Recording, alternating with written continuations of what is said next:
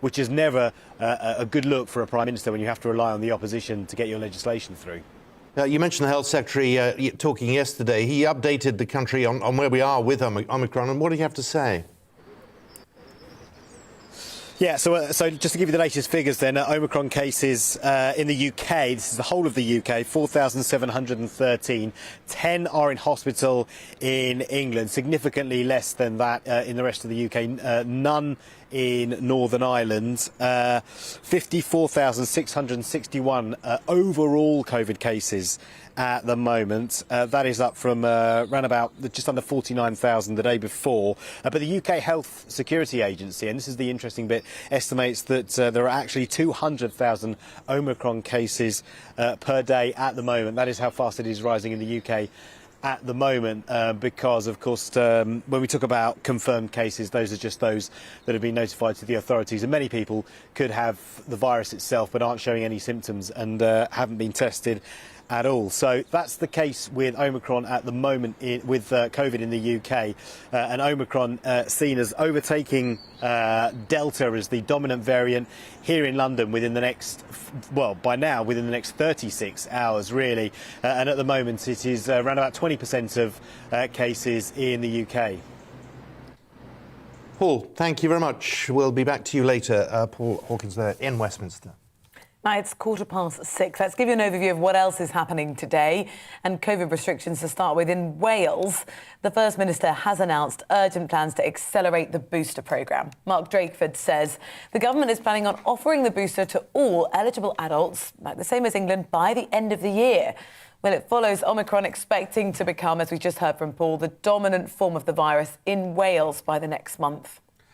And to Scotland, Nicola Sturgeon will announce whether further coronavirus restrictions will be imposed across Scotland in response to the spread of the Omicron variant. First Minister is due to make a statement at Holyrood today, setting out any new measures, as well as updating the Scottish Parliament on the booster vaccination programme. Scotland's Health Secretary, Humza Yousaf, has warned that new restrictions are inevitable because of fears over the spread of the virus and the Omicron strain in particular. A US citizen charged with causing Harry Dunn's death by dangerous driving is going to face a UK court early next year. And Sokolas, the wife of a US diplomat, Jonathan Sokolas, is accused of killing the teenager in a road crash outside the US military base, RAF Croughton, in Northamptonshire in August 2 years ago. The Crown Prosecution Service says the case will be heard at a Westminster Magistrates Court in January. Crew members on board a British-bound cargo ship involved in a fatal collision tested positive for drugs and alcohol. 2 people were arrested after an Inverness-registered ship called Scott Carrier collided with a Danish boat in the Baltic Sea off the Swedish coast.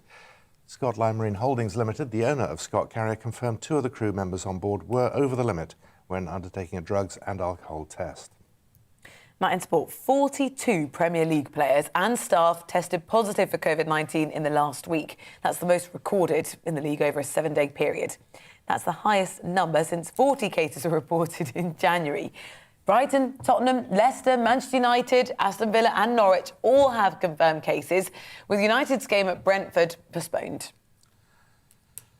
A state-of-the-art art, film and TV studio complex has received full planning permission, with the Disney production confirmed to start next year. Woking and Borough Council approved Shinfield Studios' proposal in October, but referred it to the Levelling Up Secretary of State Michael Gove, who greenlit the hub at Thames Valley Science Park near Reading. Shinfield Studios say the entire facility is expected to be completed by the end of 2024.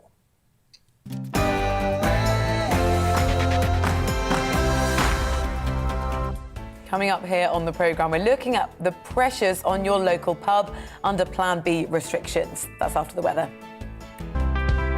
It's time to remind ourselves there's always another winter. Canary Islands sponsors the weather. Good morning. More wet and windy weather will push into the northwest today, staying a bit glum across the south with some drizzle here and there, but for most places It is going to be a dry and reasonably bright day.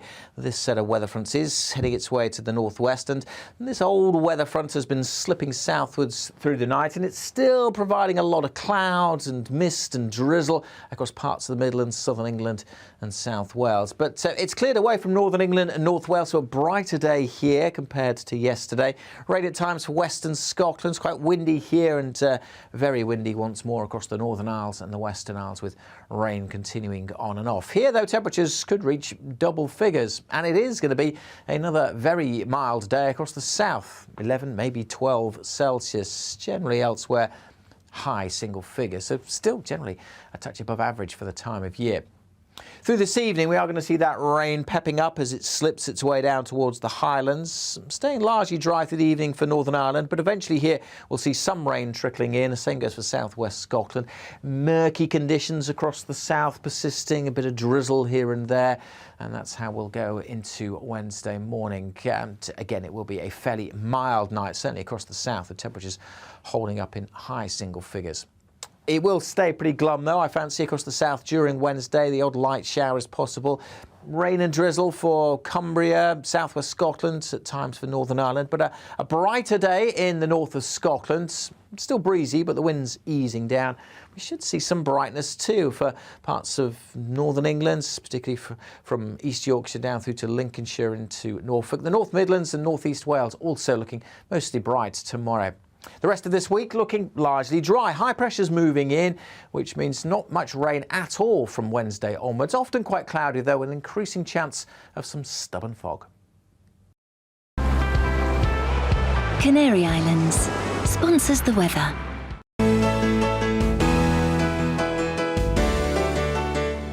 You're watching GB News live across the UK and the world on our digital stream. GB News is Britain's news channel. We are the UK's home of discussion and debate from all perspectives. We are here for you. Don't forget to join our YouTube community by clicking on that subscribe button. And if you want the GB News app, you can click and catch up on programmes anytime. We love to hear from you, so email us. gbviews@gbnews.uk. Thanks for being part of the GB News family. My name is Andrew Doyle. Join me every Sunday evening at 7 p.m. for Free Speech Nation. This is a show where we address current affairs and news stories of the week with the help of two wonderful comedian panellists. I brought in comics because I want to give it a lighter edge, and also they work for less. See you there.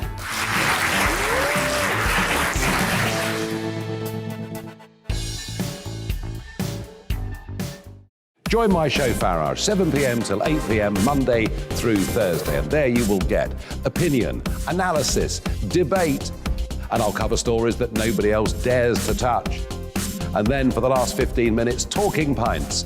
We're over a drink. We have a civilised conversation with someone. We very often disagree, but we do it in a grown-up way. Come and join me on Farage.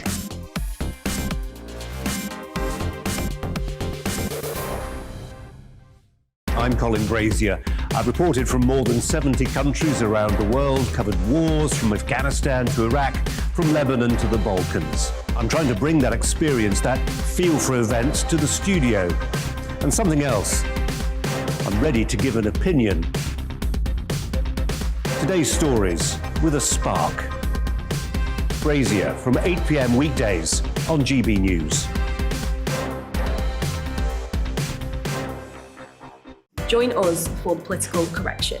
We're here every Sunday to correct politics and put you, the people, back in charge. We talk about all areas of the United Kingdom, including Northern Ireland. Our debate goes way beyond the Westminster Village. It's about the real country. It's about your opinion. So please, we want you to tell us what you think. This is Political Correction. Every Sunday morning from 10 a.m. here on GB News.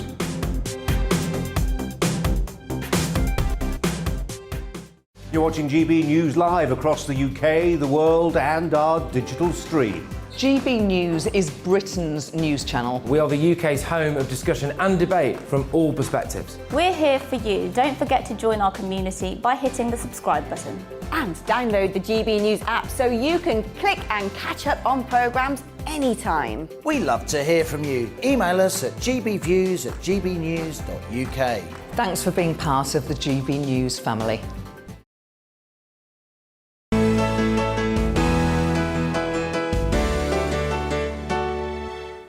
Welcome back. It is 24 minutes past 6. Now, the Wetherspoon boss, Tim Martin, has accused the government of introducing a lockdown by stealth, even, as pubs are predicted to lose thousands of pounds in lost Christmas bookings amid Omicron fears. The Sun's also reporting that New Year's curbs could be introduced within weeks, which would limit the amount of people in pubs and restaurants across the country.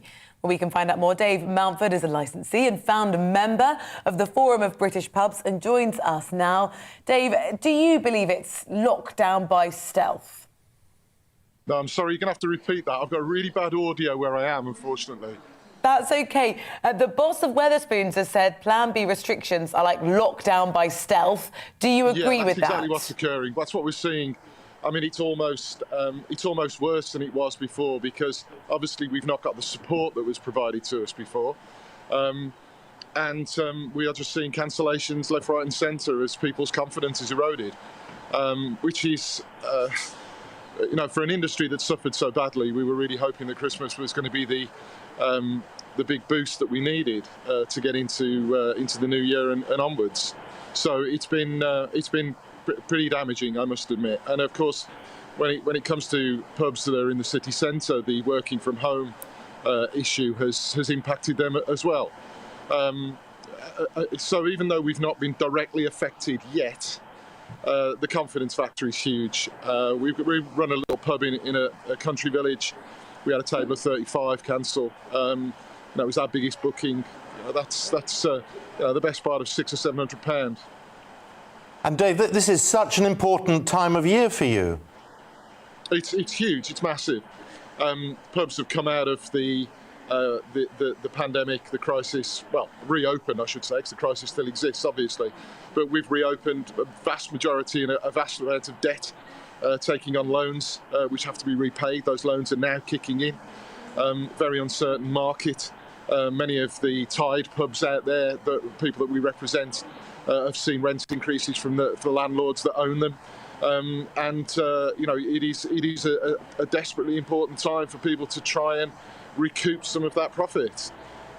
So yes, it's been a challenge, no doubt. How much of this is actually about the government restrictions, and how much of it is just the fact we're living in a pandemic and people are anxious not to catch coronavirus? Right, I'm sorry, I didn't quite get that, but in terms of, I think you said how much of it to do with government restrictions, and obviously the restrictions haven't really kicked into us as of yet. This is all about consumer confidence, unfortunately, and that's the biggest impact. Dave, thank you very much for speaking to us. We don't want you to miss your train. That was Dave Mountford. Well, coming up to 6:30, let's give you an overview of what else is happening. And in Wales, the First Minister has announced urgent plans to accelerate the booster programme. Mark Drakeford says the government is planning to offer the booster to all eligible adults by the end of the year. It follows Omicron expecting to become the dominant form of the virus in Wales by next month. In Scotland, Nicola Sturgeon will announce whether further coronavirus restrictions will be imposed across the country in response to the spread of the Omicron variant. The First Minister is due to make a statement at Holyrood today, setting out any new measures as well as updating the Scottish Parliament on the booster vaccination programme. Scotland's Health Secretary, Hamza Youssef, has said that new restrictions are inevitable because of fears over the spread of the virus and the Omicron strain in particular. A US citizen charged with causing Harry Dunn's death by dangerous driving will face a UK court early next year. And Sokoles, the wife of US diplomat Jonathan Sokoles, is accused of killing the teenager in a road crash outside the US military base, RAF Crowton, in Northamptonshire in August 2 years ago. The Crown Prosecution Service say the case will be heard at Westminster Magistrates Court in January. Crew members on board a British-bound cargo ship involved in a fatal collision tested positive for drugs and alcohol. 2 people were arrested after an Inverness-registered ship called Scott Carrier collided with a Danish boat in the Baltic Sea off the Swedish coast. Scott Line Marine Holdings Limited, the owner of Scott Carrier, confirmed 2 of the crew members on board were over the limit when undertaking a drugs and alcohol test. In sport, 42 Premier League players and staff tested positive for COVID-19 in the last week. That's the most recorded in the league over a 7-day period. It's the highest number since 40 cases were reported in January. Brighton, Tottenham, Leicester, Manchester United, Aston Villa and Norwich all have confirmed cases, with United's game at Brentford postponed. A state-of-the-art film and television studio complex has received full planning permission, with a Disney production confirmed to start next year. Woking Borough Council approved Shinfield Studios' proposal in October, but referred it to the Levelling Up Secretary of State, Michael Gove, who gave it the green light. The hub is at Thames Valley Science Park near Reading. Shinfield Studios say the entire facility is expected to be completed by the end of 2024. Let's have a quick glimpse at the weather. Today, Western Scotland and the Northern Isles will see persistent spells of blustery rain.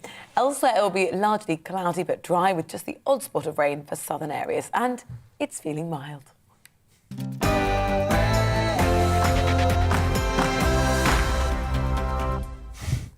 Now, the EU and the UK could reach a solution to Northern Ireland's medicine supply problem this month. That's according to Ireland's Foreign Affairs Minister.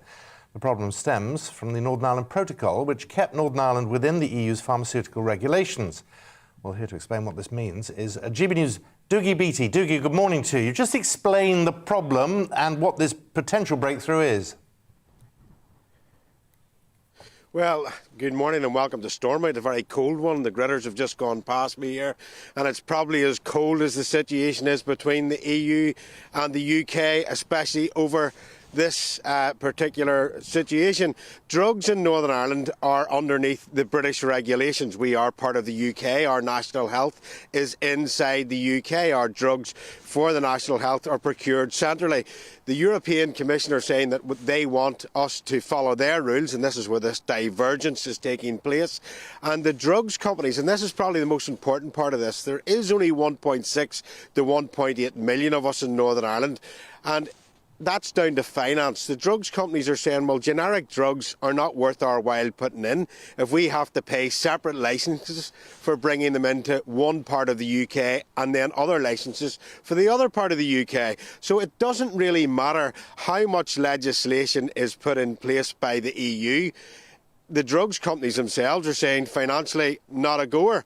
And then you have other problems with the fraudulent medicines directive, which every time that you get a drug given to you, a prescription drug, there's a separate and very unique barcode on that, and it tells the pharmacist whether that's been used somewhere before. So it stops, I suppose, drugs that are not quite up to the standard. They're false drugs appearing into our system.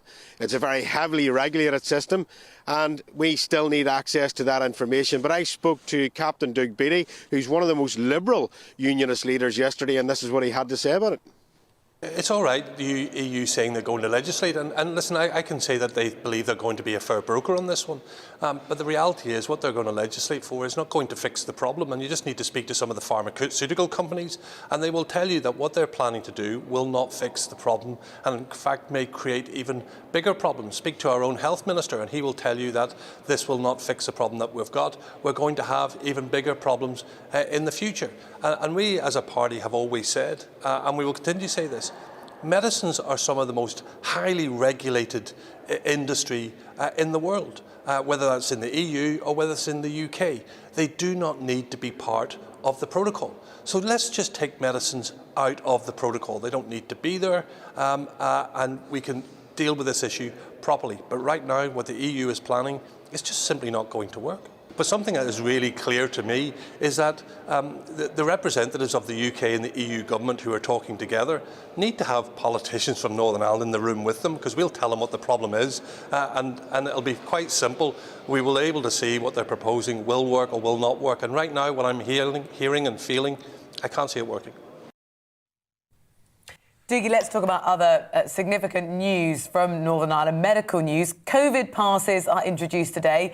Explain to us, how do they work? Well, we've had them here for 2 weeks already, but they came into law last night, and basically nobody knows exactly how this is going to work. The £10,000 fine could be put into place for them if venues are caught not enforcing them. But of course, none of these venues have had any monetary assistance in helping them with staff or anything else. And yesterday, Robin Swan, the Minister for Health, took to the floor of the House to explain exactly which venues are going to be liable and which venues are not. Mr Deputy Speaker, it was agreed the following settings would require COVID status certification. Indoor events, where some or all of the audience are not normally seated, with 500 or more attendees. Outdoor events, where some or all of the audience are not normally seated, with 4,000 or more attendees. Events where more than 10,000 people will be present, regardless of whether or not they will be seated. Nightclubs, licensed hospitality premises which serve food and/or drink on the premises.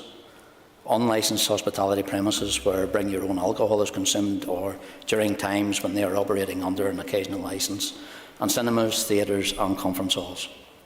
Members should note, however, that the following premises and events are exempt from the requirements: hospitality venues at a port or airport, the cross-border intercity Belfast-Dublin Enterprise Rail Service, a place of worship or a place where beliefs are practised during an act of worship. The premises of education establishment other than those parts where alcohol may be consumed on the premises. Premises or parts thereof being used solely for the purposes of blood donation at the time when they are being so used, any funeral, marriage ceremony, civil partnership, registration, or gathering which relates to a funeral, marriage ceremony or civil partnership registration, but not a reception held in hospitality premises. Any outdoor event in a public space which is not ticketed and or for which no charge for entry is made.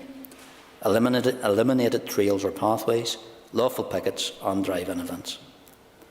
The regulations also allow a person to prove their certification status by certification in paper or electronic form that they have completed a course of doses of an authorised vaccine, with the final dose having been received at least 14 days before the relevant time. Well, you can see why hospitalities here are claiming discrimination. It may not be discrimination, but it definitely looks prejudicial, I suppose. They're saying that you don't need them in airports, on cross-border trains or places of worship, but you do need them where you sell drink. That's all going to be argued over for a long time, and with elections due here within the next 7 months, make no doubt that a lot of political parties will ask what cost this came at and how much the hospitality sector has been hit. But it must be said that if any good has come out of these passports, it seems that the uptake of 18-year-olds plus, those ones that you couldn't beat to a vaccination centre, have now increased substantially. So it has worked there. Doogie, thank you very much. Have you done all your Christmas shopping? None whatsoever. I'm a last-minuter. Yes, excellent. You're not alone. Thank you, Doogie. We'll talk to you later. Coming up here on the programme. I'm a last-minuter. Have you done any? No. Right. Good luck with that. Coming up here. Oh, really? So that means you've got them all done, all under the tree, all wrapped up. I did do some wrapping already. Did you? Of course you did, yeah. It's because before I've left it too late and I found it very stressful. Yeah. I also don't want to be sort of in a scrum of shops in London and be worried about getting Omicron. Coming up here. The UK government plans to bring common sense reforms to the Human Rights Act. We'll discuss it after this.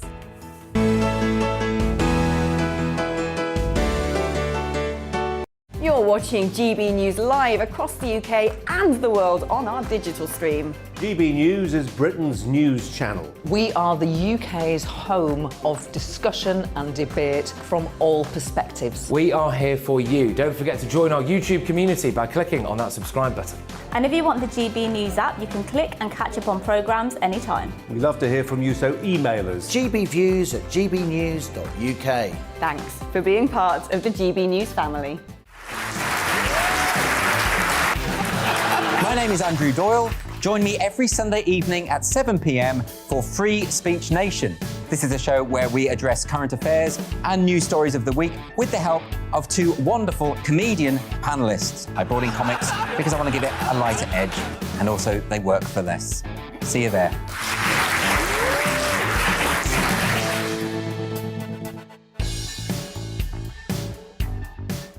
Join my show Farage, 7 p.m. till 8 p.m. Monday through Thursday, and there you will get opinion, analysis, debate, and I'll cover stories that nobody else dares to touch. And then for the last 15 minutes, talking pints. We're over a drink. We have a civilised conversation with someone. We very often disagree, but we do it in a grown-up way. Come and join me on Farage.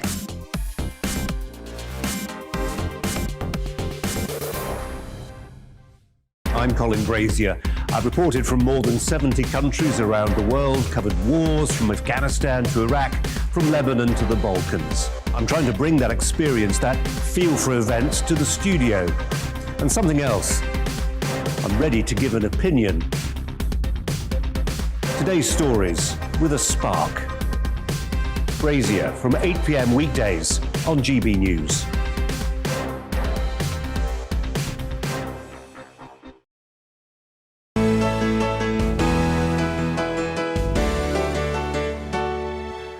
Welcome back to the programme. 20 minutes to 7 here on the Great British Breakfast. Now, drink-related ambulance call-outs initially fell during lockdown in Scotland, but they then started to rise again as home drinking became the norm. Stirling University researchers found the closure of pubs and nightclubs in April and May led to a dramatic decline in mass public intoxication. That's hardly surprising, but drink-related call-outs soon returned to pre-pandemic levels. Dr. Alistair McGilchrist, the chair of the Scottish Health Action on Alcohol Problems, is joining us now. Good morning to you. Morning. I mean, you actually want, what, the banning of alcohol, sponsorship in sport? What else do you want? Well, the damage that's done by alcohol to people's health is pretty substantial across the UK and in Scotland particularly. And so we want measures which will help to reduce that harm. And there are several proven measures that are available. We want to reduce the affordability of alcohol, its availability and its attractiveness. So licensing, marketing and pricing. How concerned are you about, the Christmas period that we're heading into? People are cancelling pub trips and instead that drinking seems to be happening in the privacy of people at home, in their houses, rather than in public. Yeah, it's an interesting one, this. I mean, the kind of public face of alcohol, sort of public drunken disorder, is a big driver to the public to try and reduce that. But actually, it may be that drinking in private, in the home setting, is more dangerous. It's kind of unlimited. If you go out to the pub for a couple of pints and then you go home. But there's quite good evidence that drinking at home is more harmful. What happened during the pandemic was there was a kind of polarization in our drinking habits. People who drink in moderation drank the same or less. And in fact, more people stopped drinking during the pandemic. But those of us that drink more than we should, and particularly those that drink very heavily, drank a lot more. And actually that led to a lot more deaths. So we're worried about this trend towards home drinking and towards so-called polarization is a very worrying phenomenon. Interesting, because I'm just doing some research, and in June, Scottish alcohol sales dropped to their lowest level in 26 years, and then just 3 months later, deaths caused by alcohol at the highest level since 2008. I know, it's fascinating because normally we think that the sort of population alcohol consumption and harm go hand in hand. The more we drink, the more harm there is.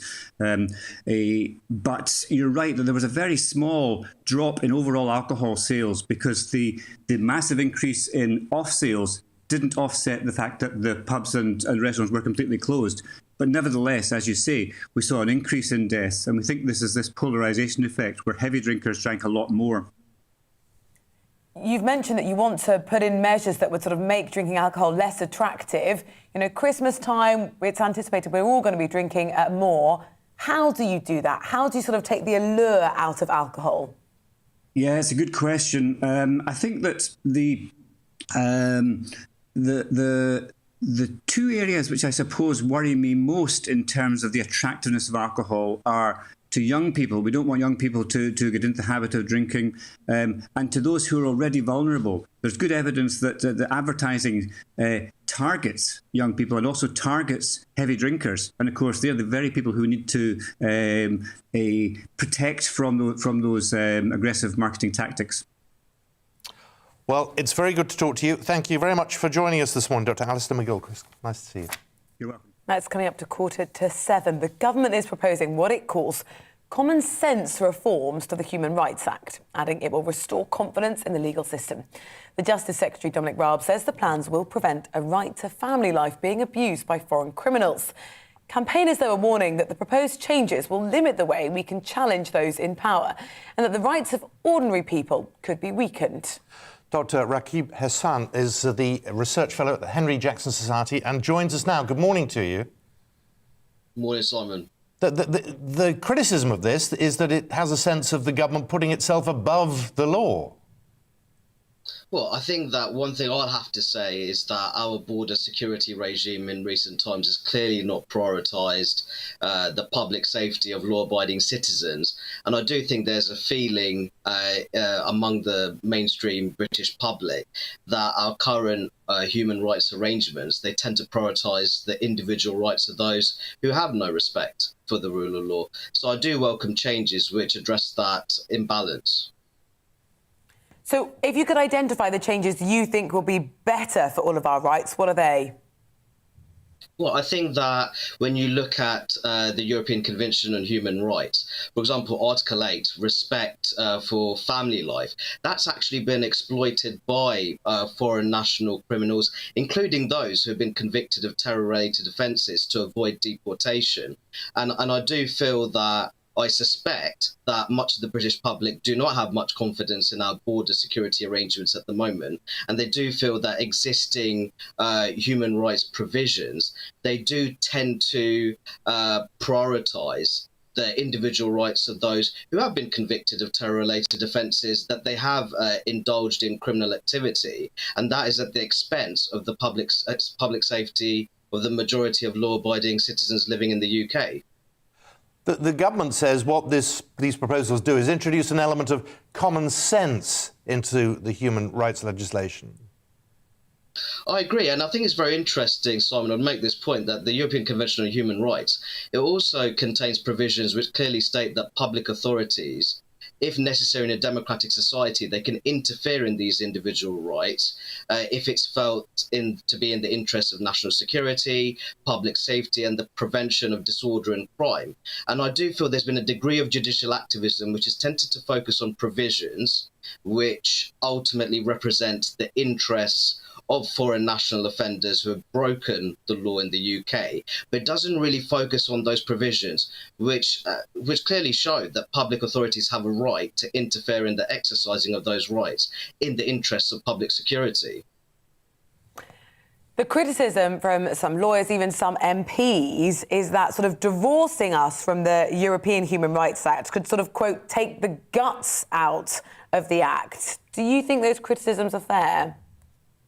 Well, I think that the main point that I'd make is that our human rights arrangements, they're in need of modernisation. They need to be addressed in terms of those imbalances where I feel that the rights of those who do break the law tend to be prioritised. And the reality of the matter is that in an era which is incredibly volatile and unpredictable in terms of the security threat, that needs to be reflected in how our human rights regime works in the UK. This is all sort of post-Brexit, obviously. We're trying to feel our way into essentially what's right and what's wrong, and picking and cherry-picking the best bits, which frankly, why shouldn't we? Absolutely. I think that in terms of us being a post-Brexit self-governing nation state, you should have the right to decide who remains in the UK and who doesn't remain in the UK, depending on their ability and history of respecting the rule of law. And I think I really make this point that in recent times there has been almost a wave of judicial activism where the rights of those who've been clearly incapable of respecting the rule of law, but not only that, they're being convicted of terror-related offences, the rights of those individuals have been prioritised over the public safety of the majority of law-abiding people in the UK, and that is an unacceptable state of affairs which needs to be addressed. Well, it's really good to see you, Dr. Rakib Hassan. Thank you so much for your time this morning. Nice to see you.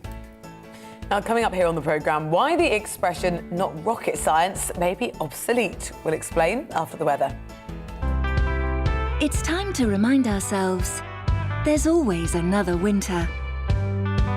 Canary Islands sponsors the weather. Good morning. More wet and windy weather will push into the northwest today, staying a bit glum across the south with some drizzle here and there, but for most places, It is going to be a dry and reasonably bright day. This set of weather fronts is heading its way to the northwest, and this old weather front has been slipping southwards through the night, and it's still providing a lot of clouds and mist and drizzle across parts of the Midlands, southern England and South Wales. But it's cleared away from northern England and North Wales, so a brighter day here compared to yesterday. Rain at times for western Scotland. It's quite windy here and very windy once more across the Northern Isles and the Western Isles, with rain continuing on and off. Here, though, temperatures could reach double figures, and it is going to be another very mild day across the south. 11, maybe 12 Celsius. Generally elsewhere, high single figures, so still generally a touch above average for the time of year.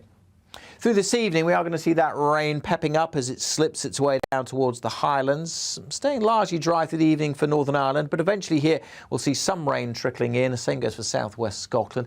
Murky conditions across the south persisting, a bit of drizzle here and there, and that's how we'll go into Wednesday morning. And again, it will be a fairly mild night, certainly across the south, the temperatures holding up in high single figures. It will stay pretty glum, though, I fancy, across the south during Wednesday. The odd light shower is possible. Rain and drizzle for Cumbria, southwest Scotland, at times for Northern Ireland. But a brighter day in the north of Scotland. Still breezy, but the wind's easing down. We should see some brightness, too, for parts of northern England, particularly from East Yorkshire down through to Lincolnshire into Norfolk. The North Midlands and North East Wales also looking mostly bright tomorrow. The rest of this week looking largely dry. High pressure's moving in, which means not much rain at all from Wednesday onwards. Often quite cloudy, though, with an increasing chance of some stubborn fog. Canary Islands sponsors the weather.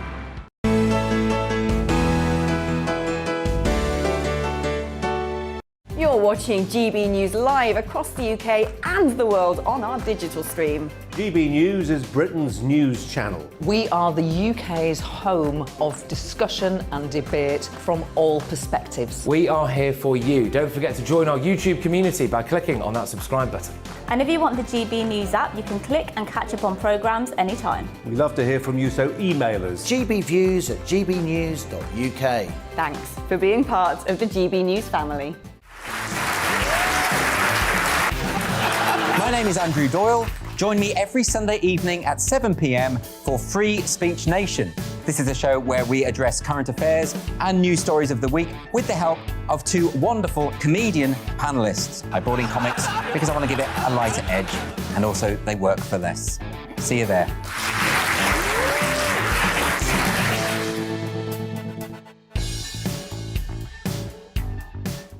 Join my show Farage, 7 p.m. till 8 p.m. Monday through Thursday, and there you will get opinion, analysis, debate, and I'll cover stories that nobody else dares to touch. And then for the last 15 minutes, talking pints. We're over a drink. We have a civilised conversation with someone. We very often disagree, but we do it in a grown-up way. Come and join me on Farage.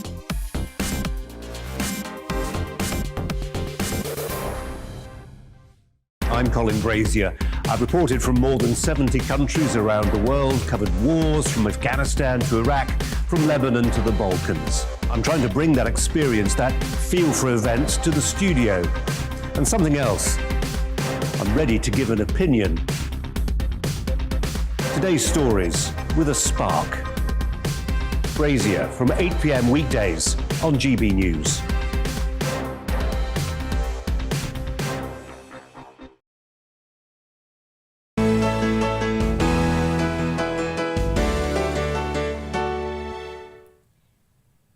Welcome back to the programme. It is 7 minutes to 7. Now, small business owners are fearing this week's Plan B restrictions could negatively affect their profits, according to the Federation of Small Businesses.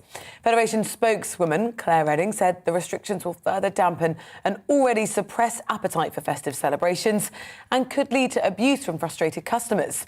Well, she's asking the government for clarification and support for the new restrictions on behalf of cash-strapped small businesses beset by surging prices amid global shortages.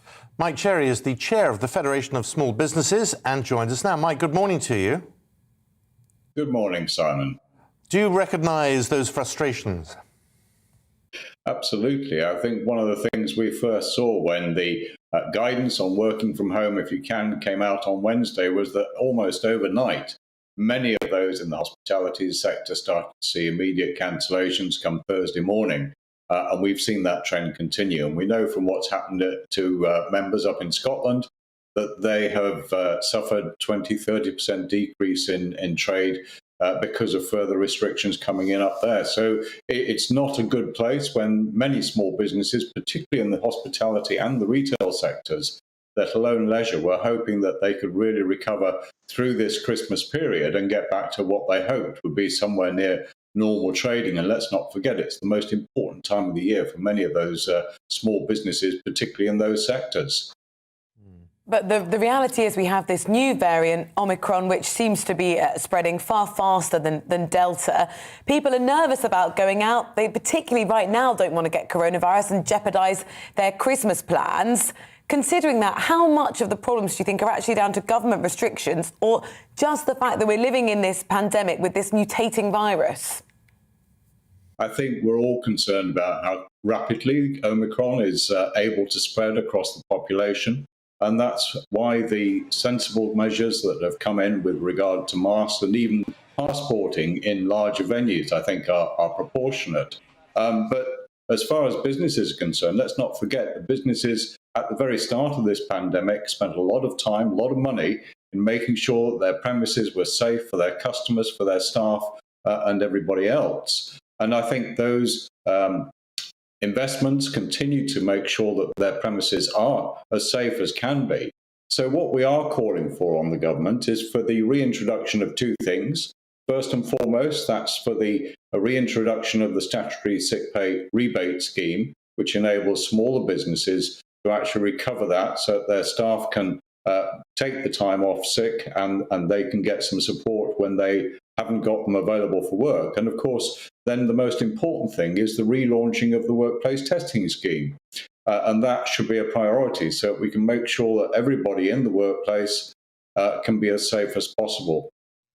Trouble with that, of course, is that, as we've seen already, the tests are running out. The kit is not there.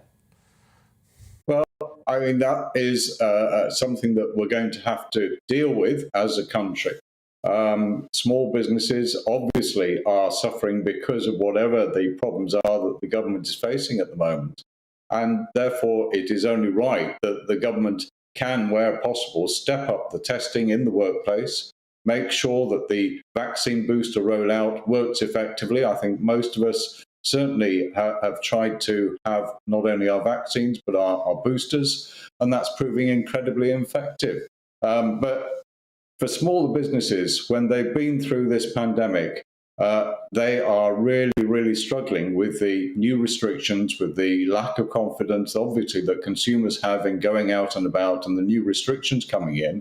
And they are really going to struggle now to get through a decent Christmas period and through into the spring next year, when we know that they're already facing supply chain disruption. There should be additional support coming in already for the supply chain behind the retail, leisure and hospitality sector, which we aren't seeing yet. And so there's a lot more that the government can do to help small businesses get through this further problem that we're facing with the Omicron virus and the rapidity that it's able to spread across the population. Can you give us some ideas of what you would like the government to do? Because this time round, we don't have things like the furlough scheme. Is there something you could see, actually, for some businesses that could get them through?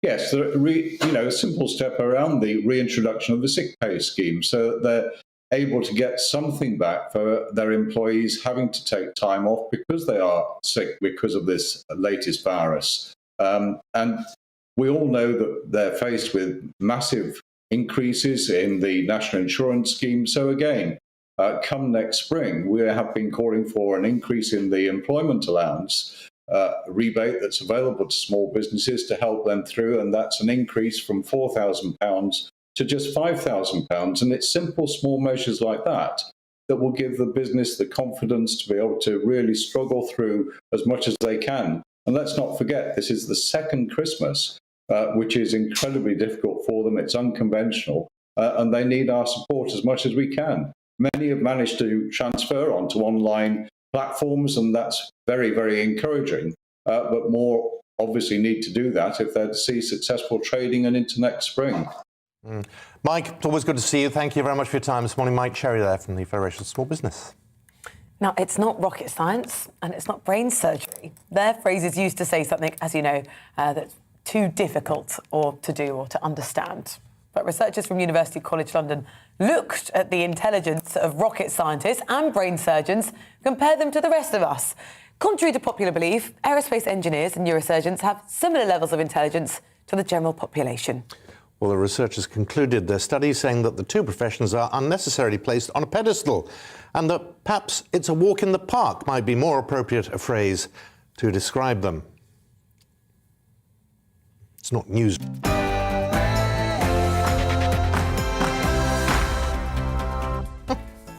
A very good morning to you. It is 7 o'clock on Tuesday, the 14th of December. These are the stories that matter to you and to us on the Great British Breakfast with Simon McCoy and Rosie Wright. A scramble for tests and jabs with queues for boosters and a shortage of lateral flow tests. NHS leaders warn that they may not meet Prime Minister Boris Johnson's target of having everyone jabbed by the end of the year. What's your experience been? Email us. Pubs and restaurants could be shut within weeks under potential Plan C regulations being drawn up by Whitehall. But would that be a step too far for Tory MPs? Boris Johnson already faces the biggest rebellion since becoming Prime Minister, with dozens of backbenchers set to vote against the latest Plan B COVID restrictions. How would you vote? Premier League shutdown fears after 42 Premier League players and staff test positive, whilst tonight's game between Brentford and Manchester United is off. Will there be festive fixture chaos this Christmas?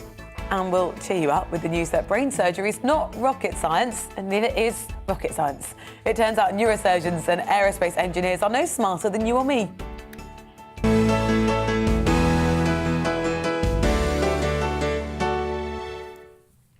A very good morning to you. Now, we will eventually need a booster shot in order to be considered fully vaccinated. That's according to the Health Secretary, Sajid Javid.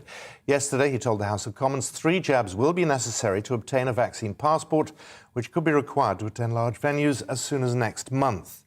Prime Minister Boris Johnson's already said that double vaccination is not enough to protect against the Omicron variant. That was in his televised address on Sunday. He's urging everyone to get jabbed by the new year to protect ourselves and the NHS. Well, that would require an administration of over 1 million vaccines a day. But at the height of the NHS vaccine drive in March, the maximum distributed never managed to reach more than 850,000 jabs a day. And as you know, yesterday, the NHS website was crashing after a rush to get your booster jabs. Confusion mounts as to whether this target is actually achievable. And on the politics of all this, fears of a Tory rebellion have led Boris Johnson to split his COVID Plan B measures into 3 separate votes this week. Well, today the House of Commons will debate the introduction of vaccine passports for some venues. Prime Minister is set to face a rebellion of upwards of 70, some say 80 Conservative MPs who are opposed to the measure. If true, it'd be the largest rebellion of his MPs that Boris has seen yet.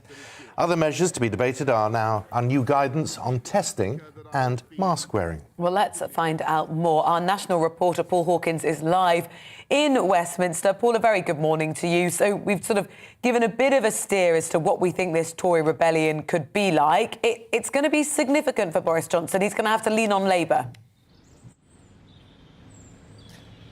Yeah, that's right. He certainly is. I mean, this the second largest rebellion, if indeed it happens later today. But the last rebellion like this against Boris Johnson was actually last December, when MPs were voting on tier restrictions, and 55 Conservative MPs voted against the government. So, this will smash that later today. At least 60, as you say, possibly 70, even up to 80, which would completely wipe out Boris Johnson's majority in the Commons. Ergo, he will have to rely on Labour to get him through these 4 votes that are taking place later today, around about 6:30, after hours of debates in the Commons. They'll be voting on face masks, on self-isolation rules, on mandatory vaccinations for NHS frontline staff, and then the big one that is going to cause the biggest upset for the government are these COVID passes, whereby if you want to get into large venues such as nightclubs, you from tomorrow you will have to show either a negative lateral flow test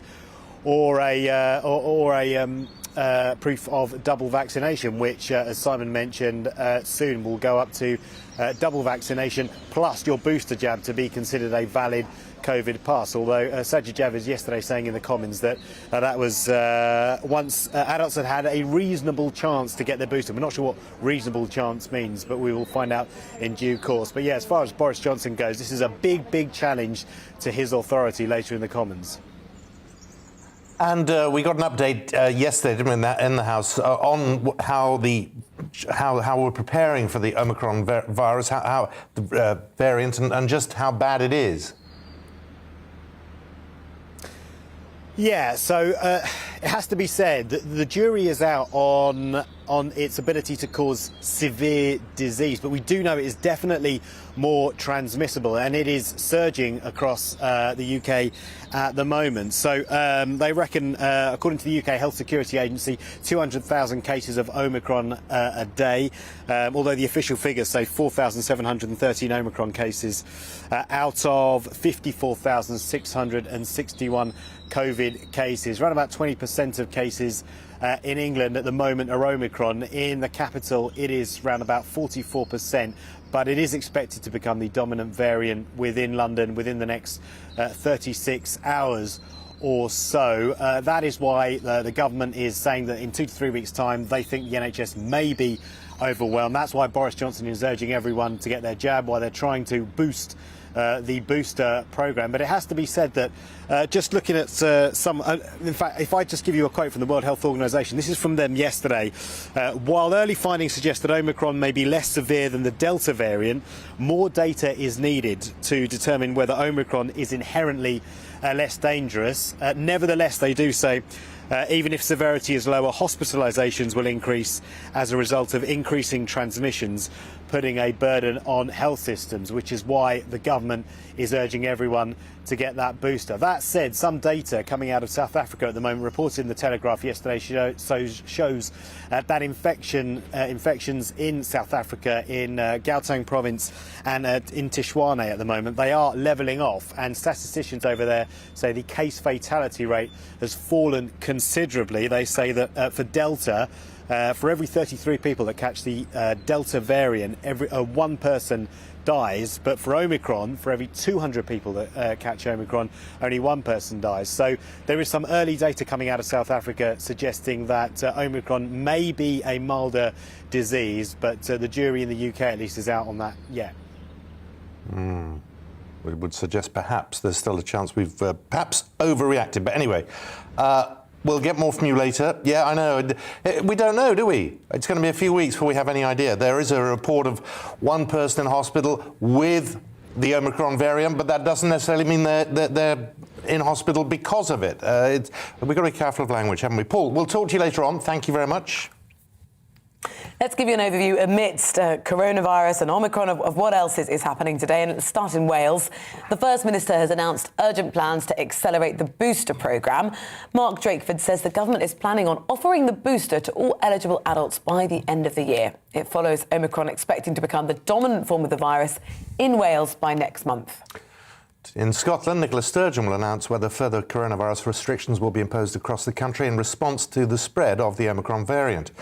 The First Minister is due to make a statement at Holyrood today, setting out any new measures, as well as updating the Scottish Parliament on the booster vaccination programme. Scotland's Health Secretary, Hamza Yousaf, has warned that new restrictions are inevitable because of fears over the spread of the virus and the Omicron strain in particular. A US citizen charged with causing Harry Dunn's death by dangerous driving will face a UK court early next year. And Sokolas, the wife of the US diplomat Jonathan Sokolas, is accused of killing the teenager in a road crash in Northamptonshire in August 2 years ago. The Crown Prosecution Service say the case will be heard at Westminster Magistrates Court in January. Crew members on board a British-bound cargo ship involved in a fatal collision tested positive for drugs and alcohol. 2 people were arrested after an Inverness-registered ship called Scott Carrier collided with a Danish boat in the Baltic Sea off the Swedish coast. Scotline Marine Holdings Limited, the owner of Scott Carrier, confirmed 2 of the crew members on board were over the limit when undertaking a drug and alcohol test. Now, in sport, 42 Premier League players and staff tested positive for COVID-19 in the past week. That's the most recorded in the league over a 7-day period. It's the highest number since 40 cases were reported in January. So Brighton, Tottenham, Leicester, Manchester United, Aston Villa and Norwich all have confirmed cases, with United's game at Brentford postponed. A state-of-the-art film and television studio complex has received full planning permission, with a Disney production confirmed to start there next year. Woking Borough Council approved Shinfield Studios' proposal in October, but referred it to the Levelling Up Secretary of State, Michael Gove, who gave it the green light. It's the Thames Valley Science Park near Reading. Shinfield Studios says the entire facility is expected to be completed by the end of 2024.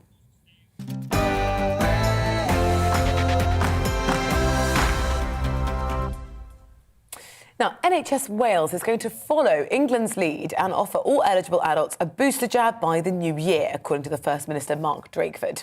Omicron cases in Wales are rising steeply, with 30 people confirmed to be infected with the variant.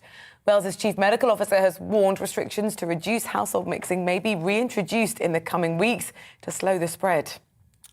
Dr. Roland Salmon is an epidemiologist and former director of the Communicable Disease Surveillance Centre in Wales and joins us now. Good morning to you. Good morning, Simon. Wales traditionally having a tougher approach to this than perhaps in England. So what are you expecting to hear? I am well beyond having any expectations, actually, because I think much policy planning has departed from the rational a long time ago. I think there's a strong case for vaccine boosters for vulnerable people, and there's something of a case for vaccine for all adults, but I'm deeply sceptical whether the vaccine passports that are going to be introduced in England and already here in Wales contribute very much.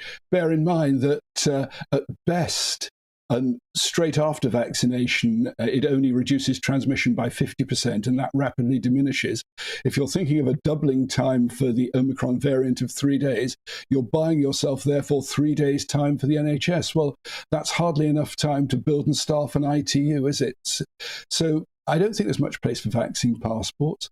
I don't see much evidence that stay-at-home restrictions worked in the first 2 waves. And if we're talking about a more transmissible variant, and the UK Health Security Agency's data, I think, demonstrates very nicely with real-world data that we are, then it's rather unlikely that those sort of restrictions are going to work second time around. This is a victim of something sometimes called the 20-80 rule, which is that 20% of us do 80% of the spread. And it's precisely that 20% who end up needing to stay at work because they're required for the proper function of the economy.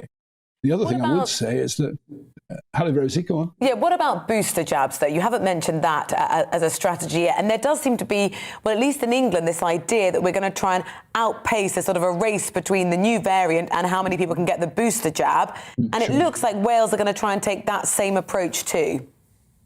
I certainly think, and I did say this at the outset, that booster jabs for the vulnerable are very important. These clearly are the people who are going to get sick and are going to bring pressure on our health facilities. And I would personally like to see the booster campaign much more focused on those who are vulnerable, either by virtue of age, for the sake of argument, over 60, or by virtue of the other things that they have wrong with them. One of the sort of paradoxes, I think, of this accelerated booster campaign is that we're now talking about stopping the NHS doing things, putting pressure on it in order to stop pressure on the NHS. That doesn't seem terribly coherent to me. I'd have to say, personally, the other thing I could do without is all these slightly faux Churchillian party political broadcasts that we get in which people appear draped in Union Jacks.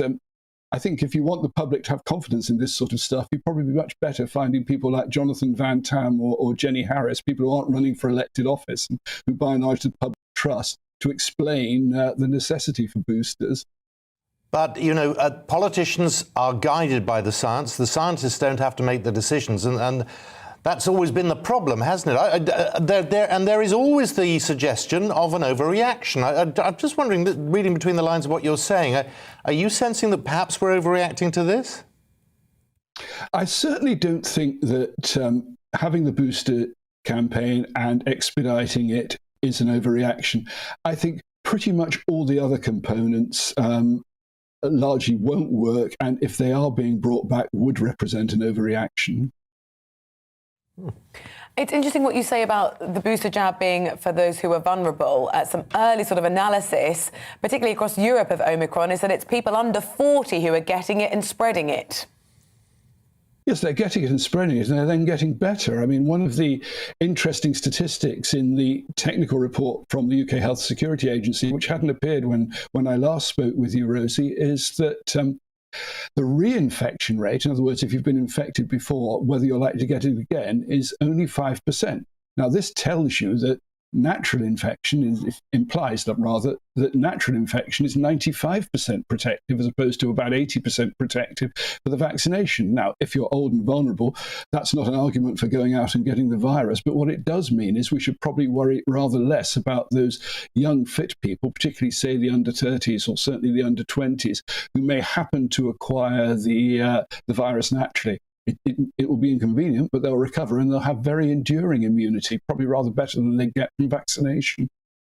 Well, on that basis, then, are we almost at the moment where we've just got to say, look, it's here, it's not going to go away, we've got to treat it like we do the flu? We've certainly, I think, been since about April of last year in the position where it's here and it won't go away. And the question has always been, how do we mitigate its worst consequences? And it seems to me we've got very distracted in trying to come up with dramatic global solutions from actually focusing our efforts on those who most need the protection around us. So I would see, as I say, boosters for the vulnerable is very important, and I would make them the priority. I also think a lot of attention to the problems that we've had with cross-infection in hospitals and in other parts of the care sector, which generated a lot of the severe cases and deaths in the first two waves, is probably also merited at this point. General restrictions, sort of keeping people under 20 out of the pub where frankly, they're not going to come to any harm, just seems to me rather a distraction, not to mention the long-term problems that we're storing up for our younger adults and children by the problems that we're introducing into the economy. I just wonder if you think we're often told by the government that there's some individual responsibility in how we should behave. Do you think we need to moderate our behaviour in the next few weeks? I think the answer to that is it depends a little bit who you are and what you do. Yes, I do think there's an individual responsibility, and I certainly think that those people who are vulnerable or those people who are going to come into contact with vulnerable people, particularly in the household, will need to think and realign what they do. I do think that generally coping with all of this would be much easier if society more widely were able to function in a somewhat nearer to normal fashion. Those young people that you're talking about, this time last year there was so much concern, don't kill your granny. Those young people going around to the pubs may very well be having wide family gatherings for Christmas. Should that moderate people's behaviour? I think they'll have to show care. I mean, I'm a grandfather and I have no wish to be killed. But as I say, I think that if I can say, I can go back to how I put it before. Global solutions are probably not the answer. And in as much as your grandfather or your grandmother is vulnerable, then yes, people will have to take particular care around them. But I don't honestly see that these broader measures introduced at a national level help very much with that. And indeed, what they also do is store up ill health for the grandchildren. I was asked by one member of the Welsh Parliament, well, I wouldn't wish to see my grandfather come to any harm. And my response to him was, why don't you ask your grandfather what sort of future he expects for his grandchildren? There's a balance to be struck here, and I don't think it's a very easy one, for sure. And I'm not sure some of the state interventions have made it much easier. The other thing lots of people are doing right now is before they go to events, family functions, is asking everyone to take a lateral flow test before they arrive. How reliable are they really? I think the short answer is they're about 50% sensitive globally. So if you are ill and have symptoms, that sensitivity is much higher. If you haven't got any symptoms, then it's probably rather lower than that. So you're not gaining a lot of additional protection, it has to be said. And coming back to my original point, if the Omicron variant is what you're worried about, and that doubles every 3 days, and you find half of them, again, you're only buying yourself a few days of time, and it's difficult to see what usefully you're going to do with that. You're certainly not going to reliably protect others from any disease that you might be carrying. Dr. Roland Salmon, it's really good to see you. Thank you so much for joining us once again this morning. Well, we've just sort of had a bit of a hint of it, but could this be worsening the mental health of old people once again? We'll look at why after the weather. It's time to remind ourselves there's always another winter. Canary Islands sponsors the weather. Good morning. More wet and windy weather will push into the northwest today, staying a bit glum across the south with some drizzle here and there, but for most places it is going to be a dry and reasonably bright day. This set of weather fronts is heading its way to the northwest, and this old weather front has been slipping southwards through the night, and it's still providing a lot of clouds and mist and drizzle across parts of the Midlands, southern England and South Wales. But it's cleared away from northern England and North Wales, so a brighter day here compared to yesterday.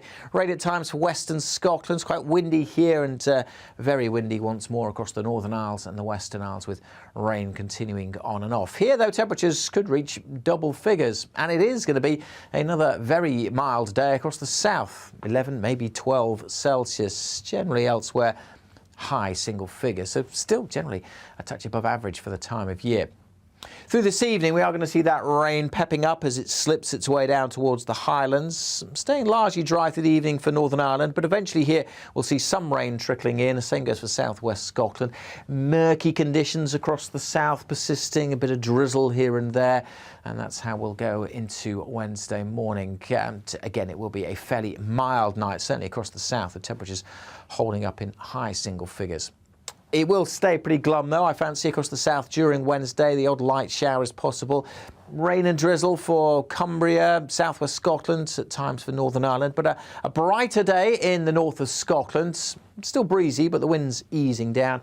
We should see some brightness, too, for parts of northern England, particularly from East Yorkshire down through to Lincolnshire into Norfolk. The North Midlands and North East Wales also looking mostly bright tomorrow.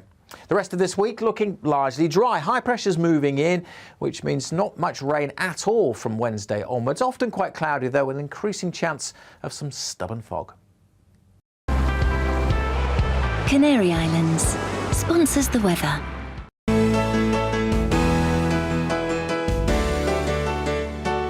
You're watching GB News live across the UK and the world on our digital stream. GB News is Britain's news channel. We are the UK's home of discussion and debate from all perspectives. We are here for you. Don't forget to join our YouTube community by clicking on that subscribe button. And if you want the GB News app, you can click and catch up on programmes anytime. We love to hear from you, so email us. gbviews@gbnews.uk. Thanks for being part of the GB News family. My name is Andrew Doyle. Join me every Sunday evening at 7 p.m. for Free Speech Nation. This is a show where we address current affairs and news stories of the week with the help of two wonderful comedian panellists. I brought in comics because I want to give it a lighter edge, and also they work for less. See you there.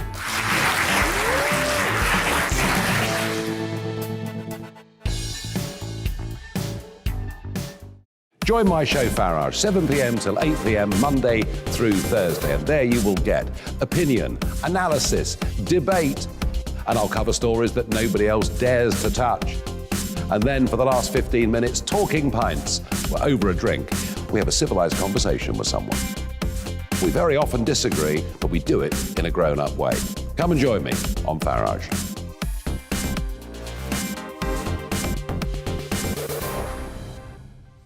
I'm Colin Brazier. I've reported from more than 70 countries around the world, covered wars from Afghanistan to Iraq, from Lebanon to the Balkans. I'm trying to bring that experience, that feel for events, to the studio. And something else. I'm ready to give an opinion. Today's stories with a spark. Brazier from 8 p.m. weekdays on GB News. Join us for the Political Correction. We're here every Sunday to correct politics and put you, the people, back in charge. We talk about all areas of the United Kingdom, including Northern Ireland. Our debate goes way beyond the Westminster Village. It's about the real country. It's about your opinion. So please, we want you to tell us what you think. This is the Political Correction. Every Sunday morning from 10 a.m. here on GB News.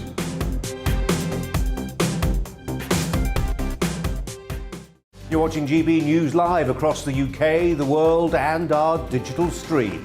GB News is Britain's news channel. We are the UK's home of discussion and debate from all perspectives. We're here for you. Don't forget to join our community by hitting the subscribe button. And download the GB News app so you can click and catch up on programmes anytime. We love to hear from you. Email us at gbviews@gbnews.uk. Thanks for being part of the GB News family.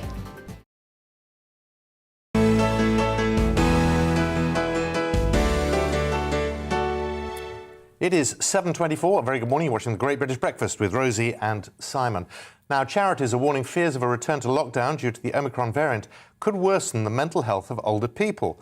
The Mental Health Foundation and Independent Age say previous lockdowns have already had a devastating effect, causing feelings of loneliness, isolation and grief among those over 65. They want more help to be put in place for older people, including referrals for counselling and bereavement support. Well, joining us now is Paul Sharakowski, Project Manager at Picture This. It's a digital creative programme designed to help the old who are experiencing exclusion. Thank you very much for joining us, Paul. You know, loneliness in people who are an older generation was a problem even before we had things like lockdown. Are you concerned that increased restrictions are sort of adding to that anxiety and isolation? Yes, of course. Before lockdown, there was always an issue with isolation and loneliness within older people. The COVID situation has only shown the true extent of the challenges older people are facing. And certainly as we go into new variants coming into the UK, this is only going to be, again, exacerbated.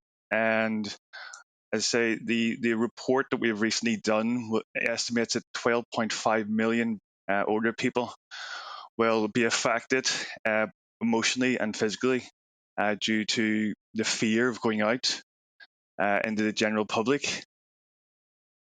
And how does digital inclusion, I mean, how can you address that? Well, digital exclusion is a sort of a multifaceted issue. You've got people who can't afford devices, can't afford Wi-Fi, don't have the skills, have fear getting online. And part of the project that I'm on, Picture This, is we try and help older people overcome all those challenges. And this is done by offering people, we believe, to be the best package and the only package to include a new digital device, Wi-Fi, all paid for over the duration of the course. And what we do is we give tailored training to each individual. We understand that each individual person is not going to, for older people, they need that extra care and attention to show them how digital devices are used. And we really have patience with them, and they have patience with us, which is crucial for the project to be successful. And I think overall, it's just that one-to-one interaction at the start, giving them the confidence to get online, is the truly successful factor in this.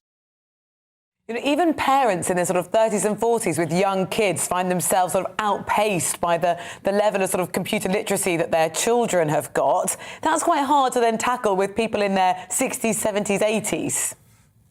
Oh, yeah, definitely. What we find is that when we go to show anyone apps and so on, they're nearly all catered for young people. As you get older, possibly your eyesight may be affected, the dexterity in your hands, etc. These are all challenges that older people may be facing. And the apps and the devices that we use, unfortunately, don't cater for these challenges. And, you know, we would like to see possibly apps have sort of senior citizen friendly modes. But it is one of the biggest challenges that we do face is overcoming so complex apps that we take for granted, really. You know, a lot of people just go on, use their device, don't think two thoughts about it. But for an older person, 60, 70 upwards, that's a huge challenge and something that we face on a regular basis. Yeah, okay, Paul. As someone in their 60s, actually, a lot of people in the last year have learned about Zoom calls. That you know, grandparents have got used to this technology and have probably surprised themselves with their ability to do it. I mean, let's not talk down too much. No. This is just basically where I work within extra care settings. So we are I'm taking it from a viewpoint of what I would like to call sort of ground zero, where we're with people that have no digital technology at all. I understand that there's a great amount of people in their 60s, 70s upwards that have great skills.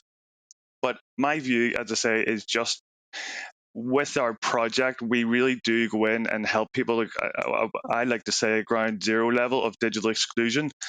But now I understand, as I say, people have great skills at all ages. And some people are on our courses who have those great skills, and they're just... There's an irony in that.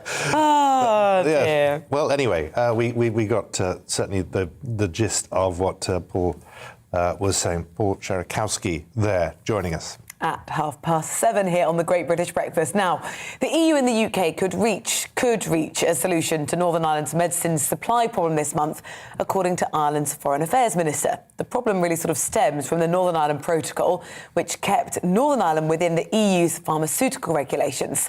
Well, here to explain what this all means is our reporter in Northern Ireland, Doogie Beattie. Doogie, do a better job than I've just done explaining what the problem is, and has there been a breakthrough? Well, good morning and welcome to Stormont, and it's here behind me that whatever legislation is put in place by the EU, they will try to sort it out.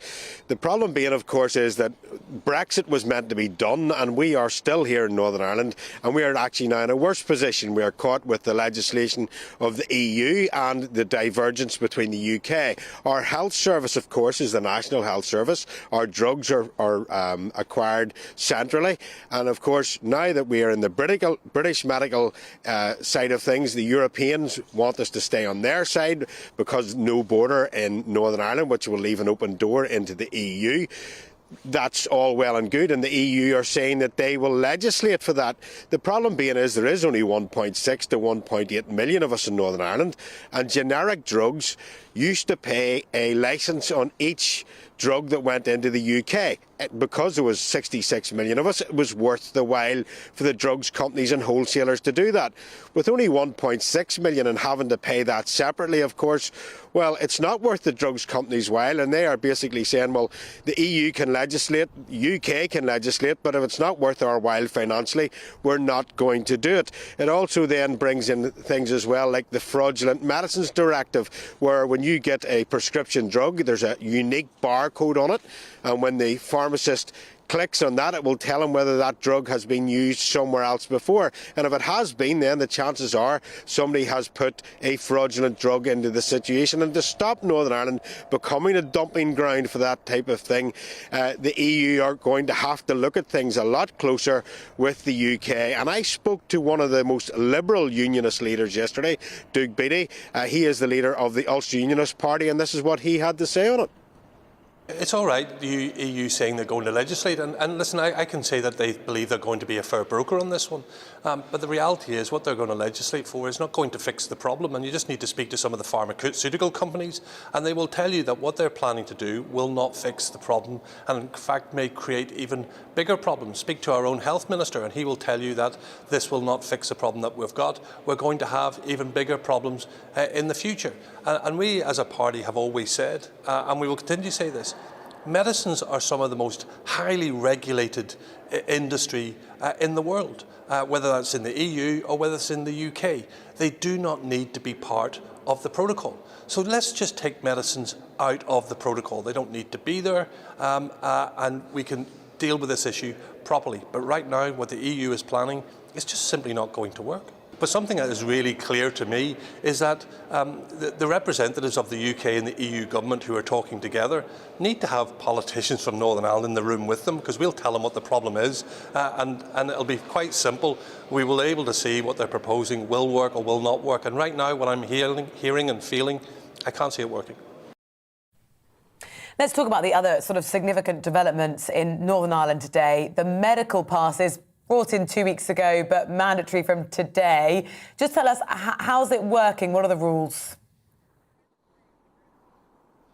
Well, we've had these COVID passports that you in England are talking about so much. We've had them for a couple of weeks now. Late last night they came into law here in Northern Ireland. Now the hospitality sector are saying, well, it may not be discriminatory, but it definitely is prejudicial towards them, because they're being asked to enforce regulations, no extra pay for people to do that at the door. They could face a £10,000 fine if they do not, or if they're caught not enforcing these regulations.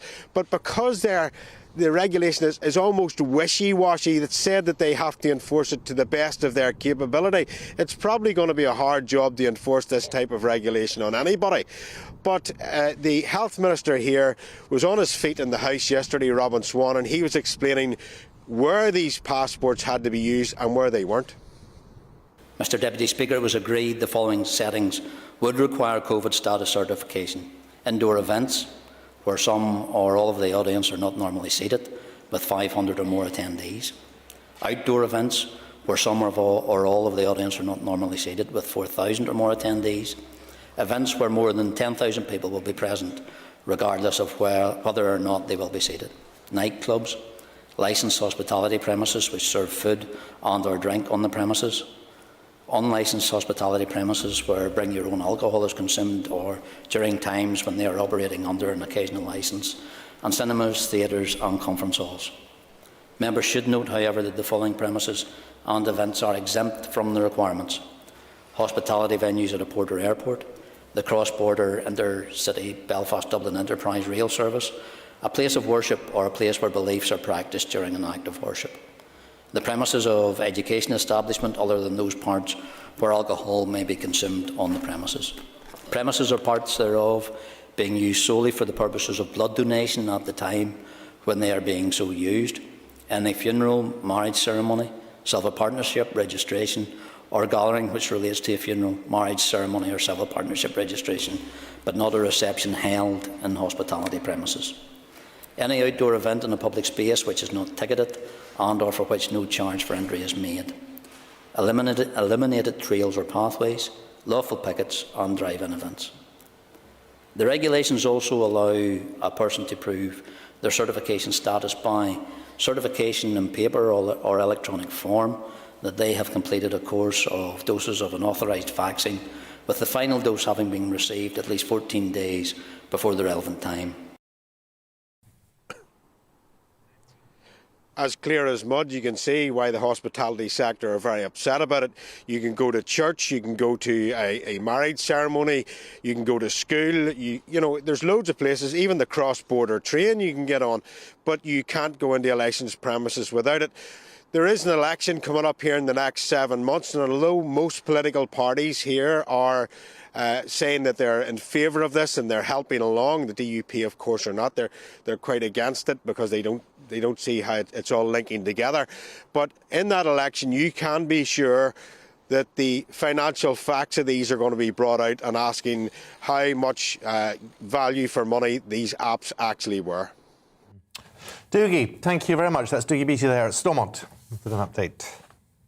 Now, coming up here on the programme, farming businesses are warning that the government must fix the growing supply chain crisis to ensure our food is safe. We'll find out what else they had to say in a bit.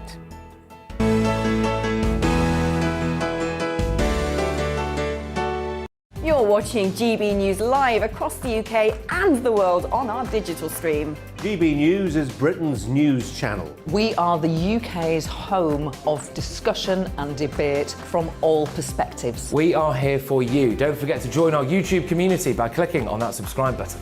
And if you want the GB News app, you can click and catch up on programmes anytime. We love to hear from you, so email us. gbviews@gbnews.uk. Thanks for being part of the GB News family. My name is Andrew Doyle. Join me every Sunday evening at 7 p.m. for Free Speech Nation. This is a show where we address current affairs and news stories of the week with the help of two wonderful comedian panellists. I brought in comics because I want to give it a lighter edge, and also they work for less. See you there.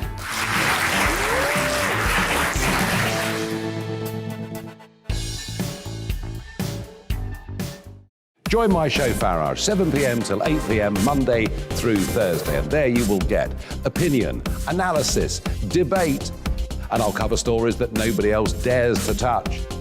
And then for the last 15 minutes, talking pints. We're over a drink. We have a civilised conversation with someone. We very often disagree, but we do it in a grown-up way. Come and join me on Farage.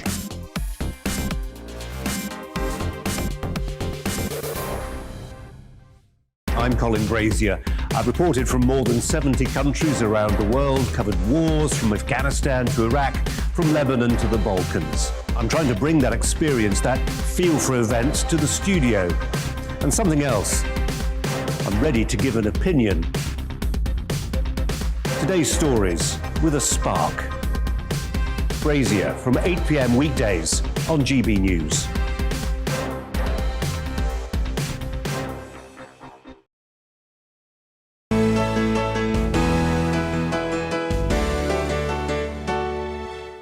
Welcome back. 20 minutes to 8. You're watching The Great British Breakfast. Now, British employers added over 250,000 staff to their payrolls in November. It's the latest sign that the labour market withstood the end of the government's furlough scheme.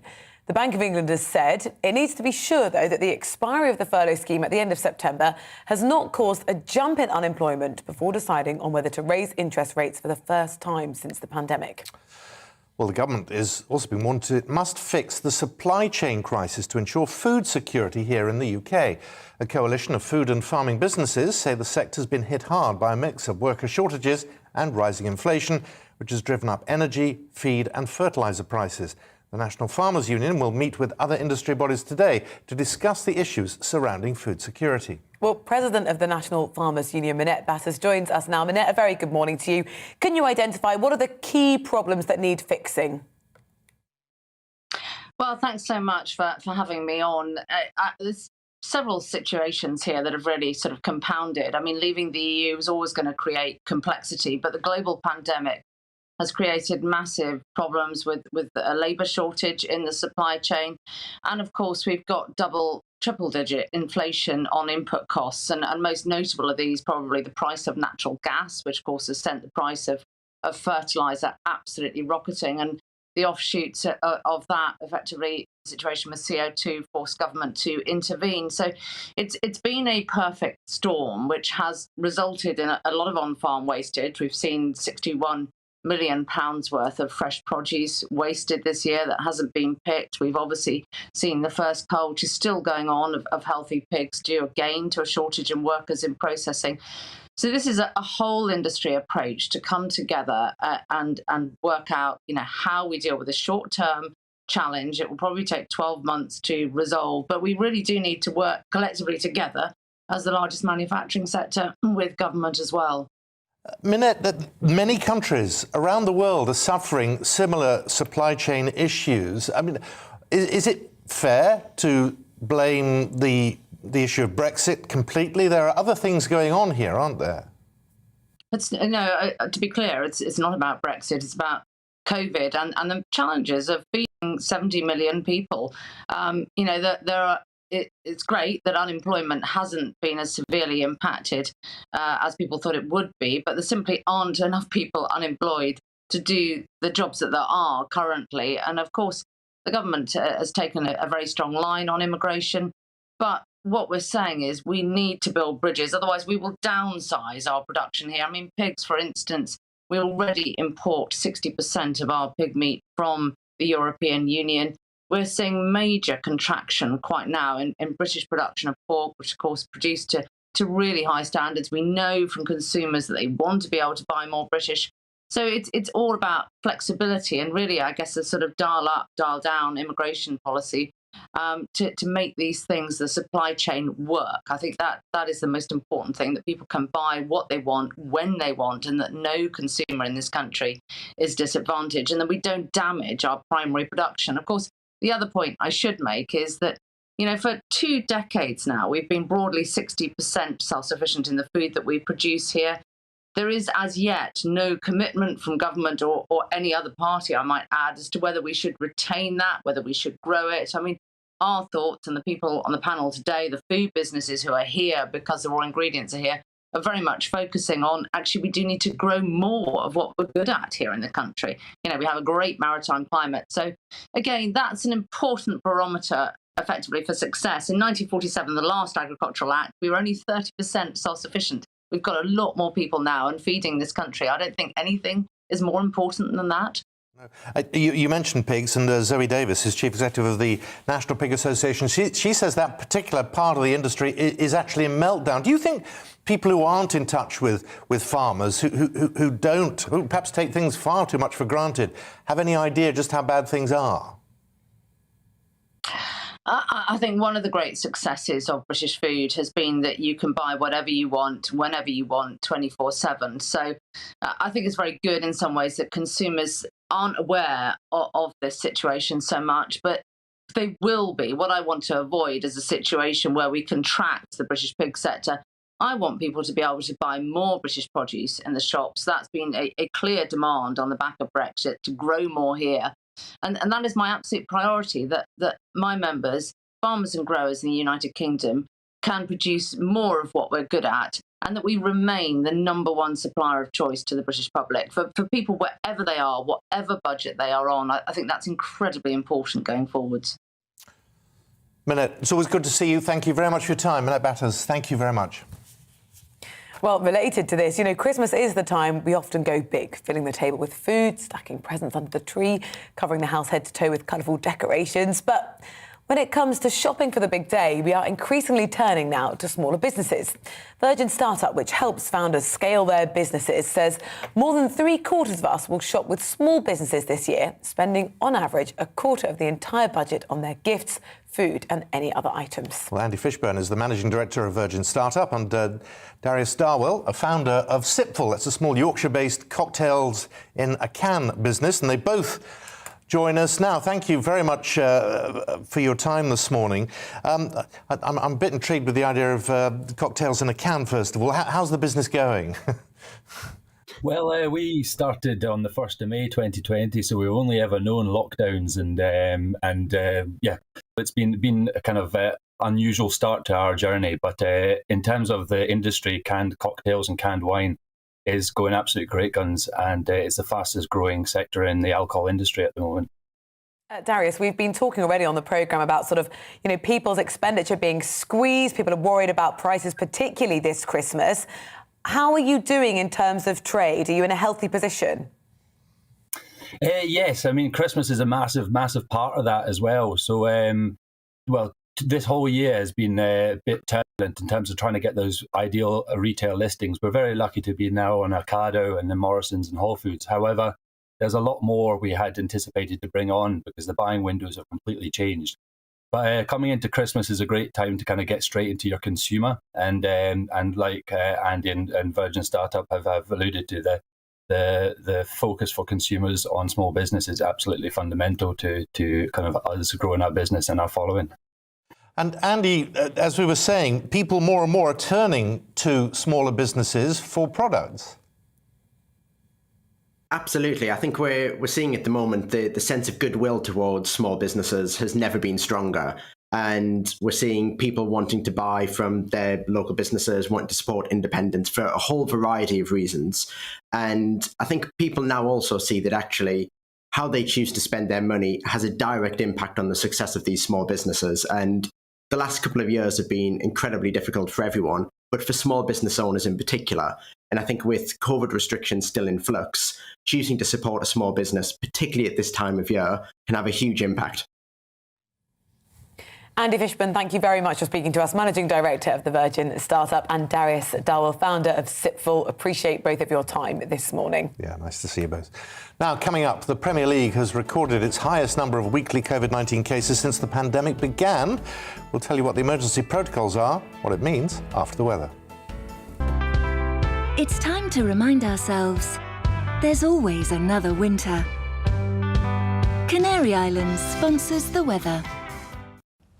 Good morning. More wet and windy weather will push into the northwest today, staying a bit glum across the south with some drizzle here and there, but for most places it is going to be a dry and reasonably bright day.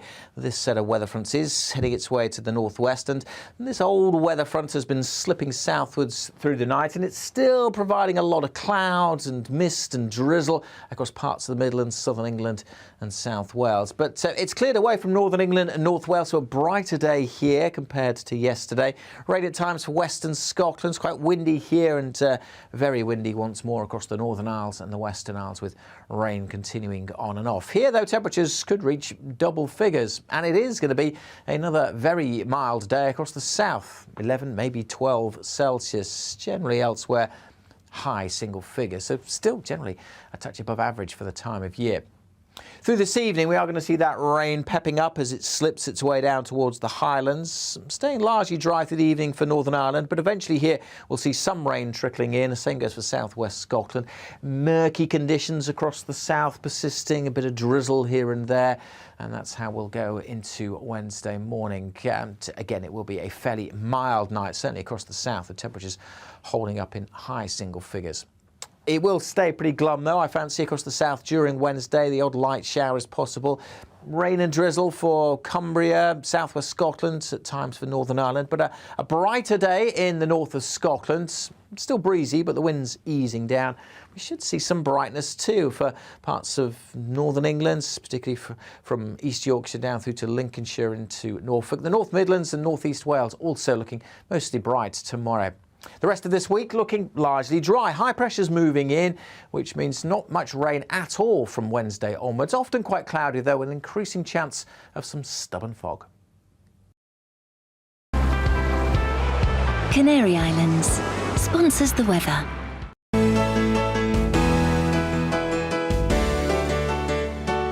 You're watching GB News live across the UK and the world on our digital stream. GB News is Britain's news channel. We are the UK's home of discussion and debate from all perspectives. We are here for you. Don't forget to join our YouTube community by clicking on that subscribe button.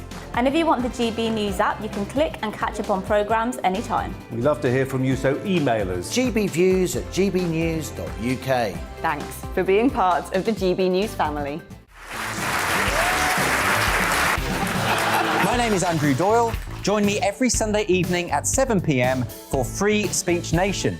This is a show where we address current affairs and news stories of the week with the help of two wonderful comedian panellists. I brought in comics because I want to give it a lighter edge, and also they work for less. See you there.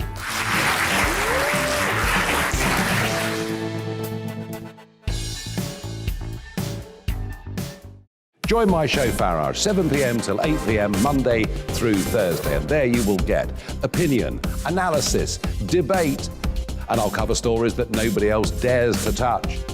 And then for the last 15 minutes, talking pints. We're over a drink. We have a civilised conversation with someone. We very often disagree, but we do it in a grown-up way. Come and join me on Farage.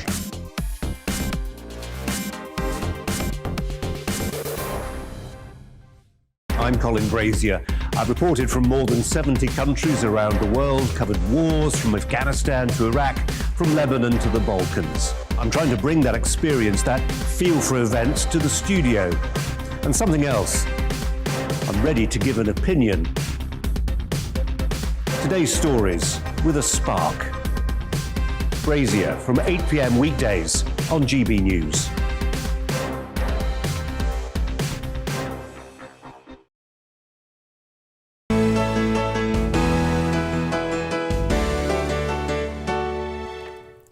Welcome back. It is coming up. Well, it's just after 10 to... What is it, 10 to 8? 10 to 8. I'm struggling. Spent 10 minutes talking about what time it is. Now, sport news. 42 Premier League players and staff tested positive for COVID-19 in the past week. That's the most weekly cases since the start of the pandemic. The Premier League has announced a return to emergency COVID measures. We're going to find out what they are, including wearing masks and social distancing. While from tomorrow, fans will need to have proof of double vaccination or a negative lateral flow test to attend sporting events with crowds of more than 10,000 people in England. Well, the rise in cases is already having an impact with tonight's match between Brentford and Manchester United. That's been postponed. United have been forced to shut their Carrington training ground after a number of players and staff tested positive on Sunday morning, despite the squad all being negative following their game against Norwich on Saturday. That wasn't the only drama for United yesterday. The draw for the last 16 of the Champions League was declared void following a technical error. So the draw had to be done again an hour later. This time, United paired against the Spanish champions, Atletico Madrid. Let's unpick all of these events. It was quite a turbulent day. Sports broadcaster Paul Coit joins us in the studio.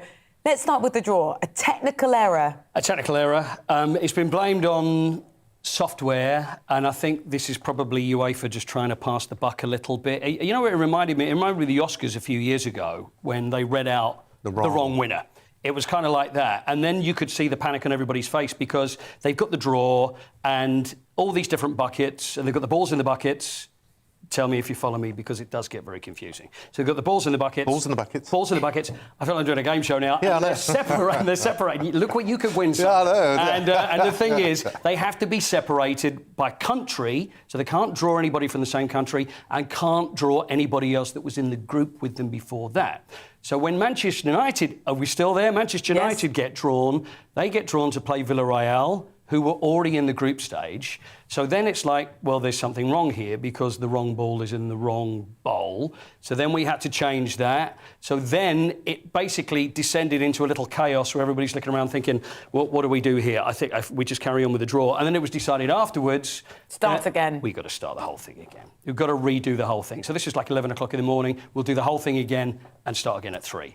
What are the implications? They should have done that in Formula One, shouldn't they? You know what? Sporting authorities, it's not a great time. It's not a good week, is it? It's not a great week. It was unimpressive, to say the least. It was a little unimpressive. See, the thing is, when you see it, it's always these same UEFA, should we say dignitaries or members of the authority, and they've got their UEFA blazers on, and it's like they all like their 5 minutes, and they give their little speech, and they say how the draw's going to work. And it was fairly amusing to see it actually fall down in front of their eyes and actually think, right now, what are we going to do? It was a balls up, in fact. It's exactly yeah. it was. Yeah, it's it was. exactly what it was. Yeah. It was a balls up in more ways. Yeah, there we are. Yeah. Let's move on to the coronavirus outbreaks. We haven't seen an outbreak on that scale yet, and it means games aren't going to go ahead. Yeah, this is a worry. So there's more positive tests than we've had since January.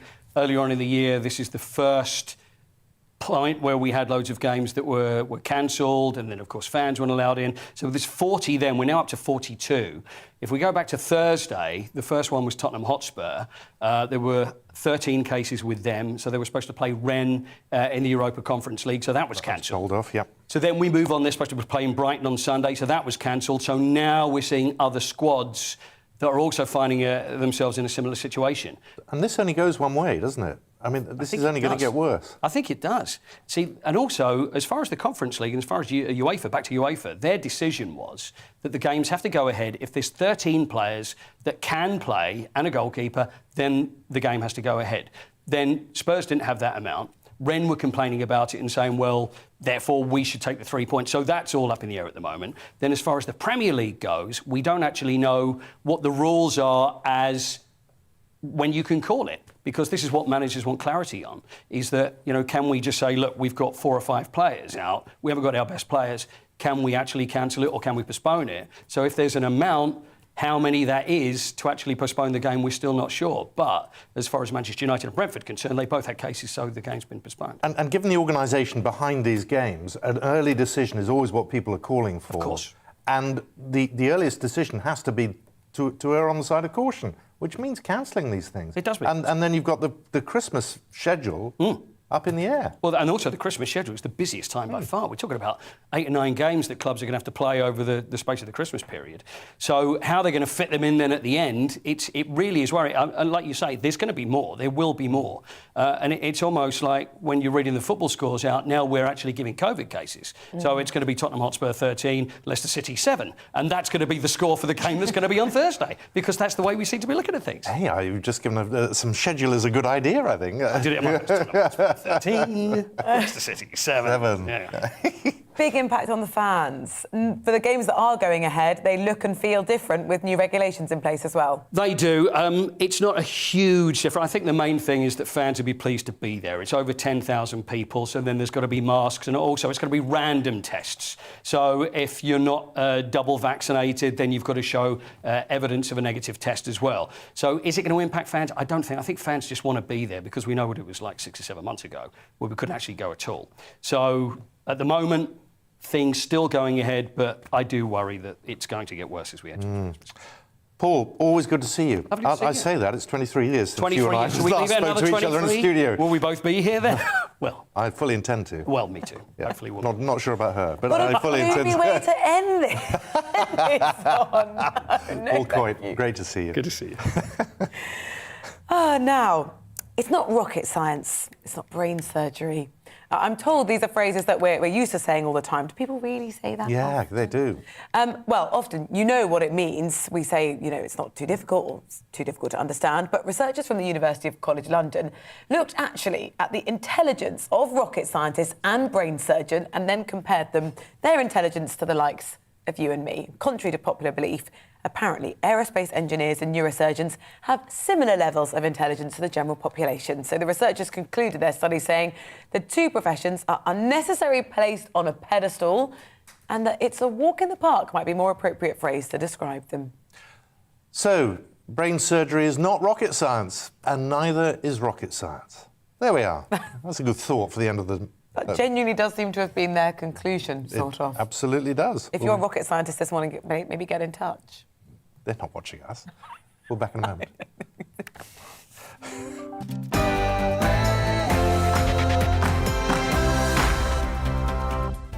Very good morning. It is 8 o'clock on Tuesday, the 14th of December. These are the stories that matter to you and to us on the Great British Breakfast with Simon McCoy and Rosie Wright.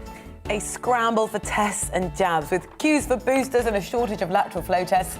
NHS leaders warn they may not meet Prime Minister Boris Johnson's target of having everyone in England jabbed by the end of the year. What's your experience been? You can email us. Pubs and restaurants could be shut within weeks under Plan C regulations being drawn up by Whitehall. But will that be a step too far for Tory MPs? Boris Johnson already faces the biggest rebellion since becoming Prime Minister, with dozens of backbenchers set to vote against the latest COVID restrictions. How would you vote? Premier League shut down fears after 42 players and staff test positive for coronavirus, whilst tonight's game between Brentford and Manchester is off. Will there be a festive fixture chaos this Christmas? And we're cheering you up with the news that brain surgery is not rocket science, and neither is rocket science. It turns out that neurosurgeons and aerospace engineers, they are no smarter than you or me.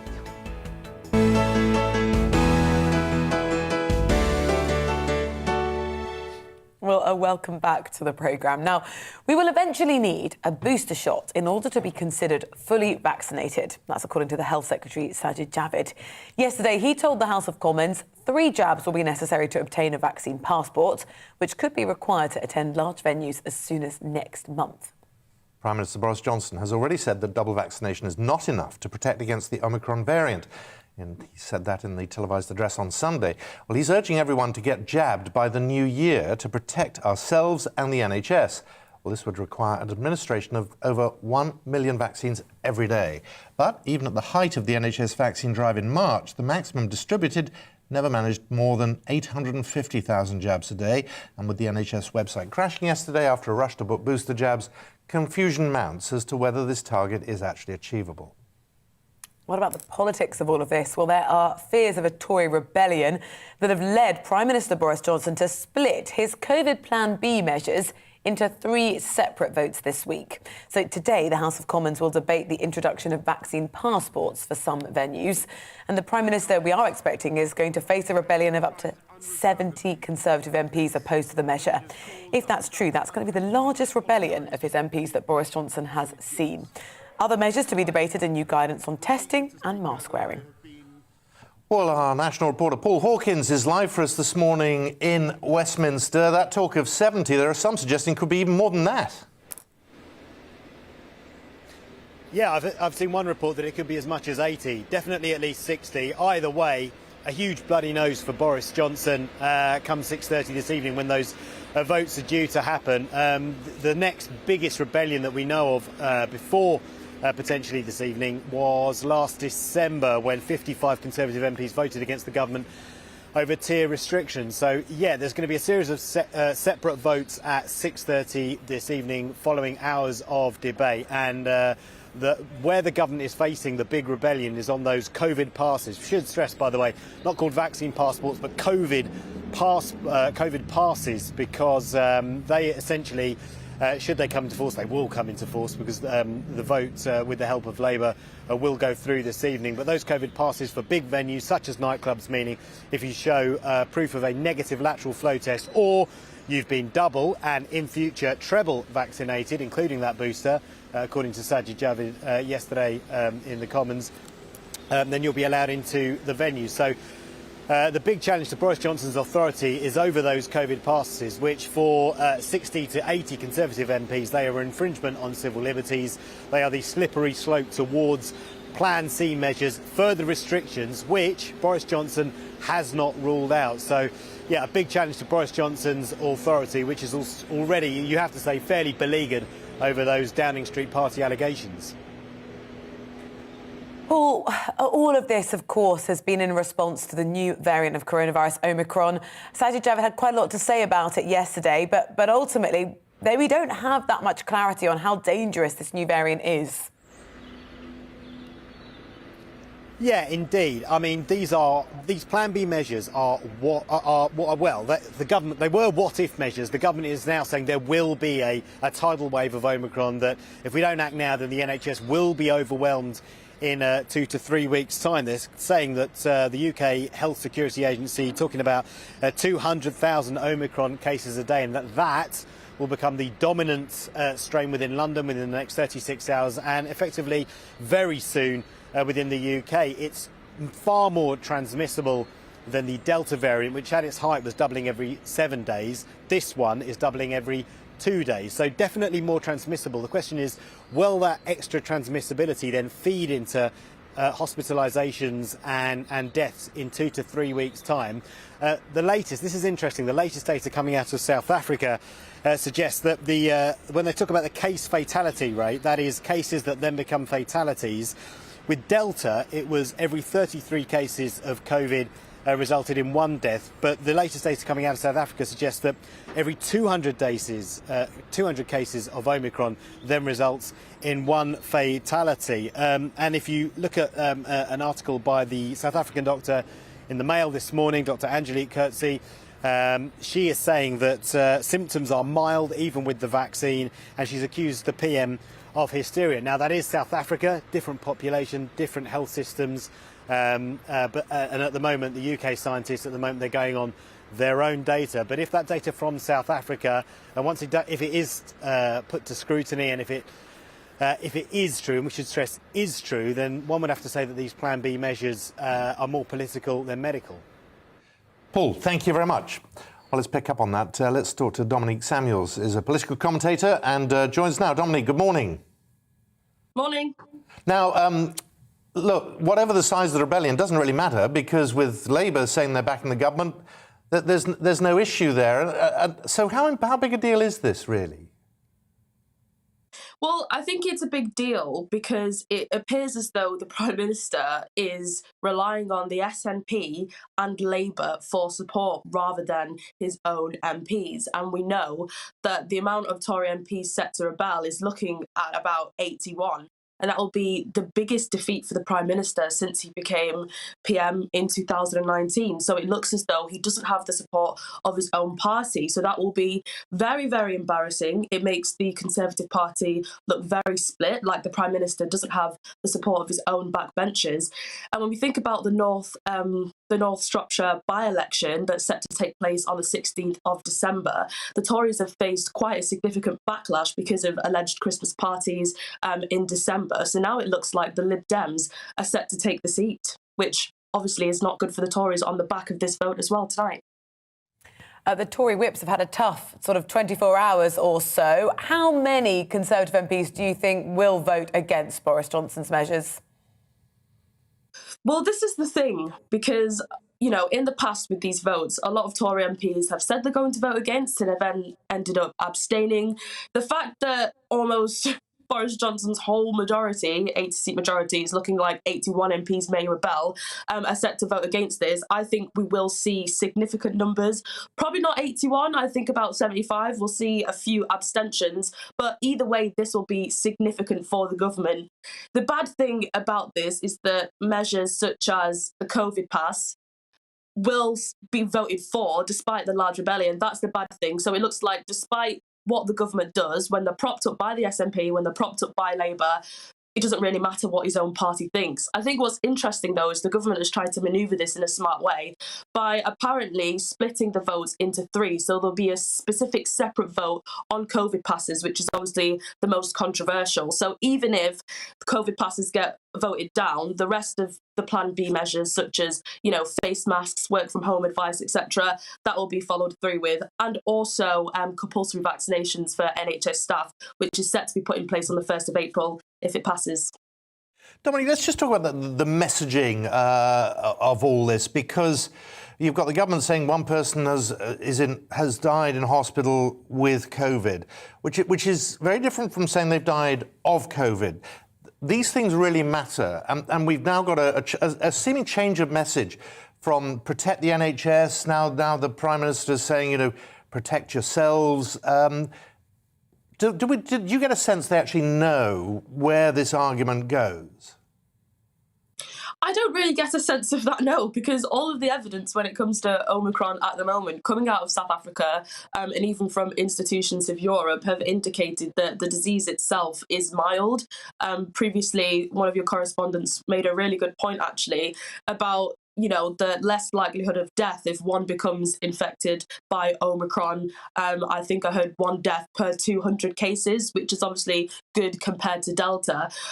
Really, I do think this is a bit of a smokescreen because, of course, the Christmas parties have fundamentally been knocked out of the headlines, not completely, but everyone's talking about the booster programme. Everyone's talking about this new variant. I will say, though, however, I think it's extremely irresponsible for the government to be saying that one person has died with Omicron, although we know it's not the same as dying of Omicron. There are many, many people across this country that will be terrified upon the run-up to Christmas, and I personally think that's a very, very bad thing to do. It affects the mood of the country entirely, and a lot of people will not be able to handle another lockdown, and they won't be able to handle more restrictions, and I think that's something the government needs to recognise.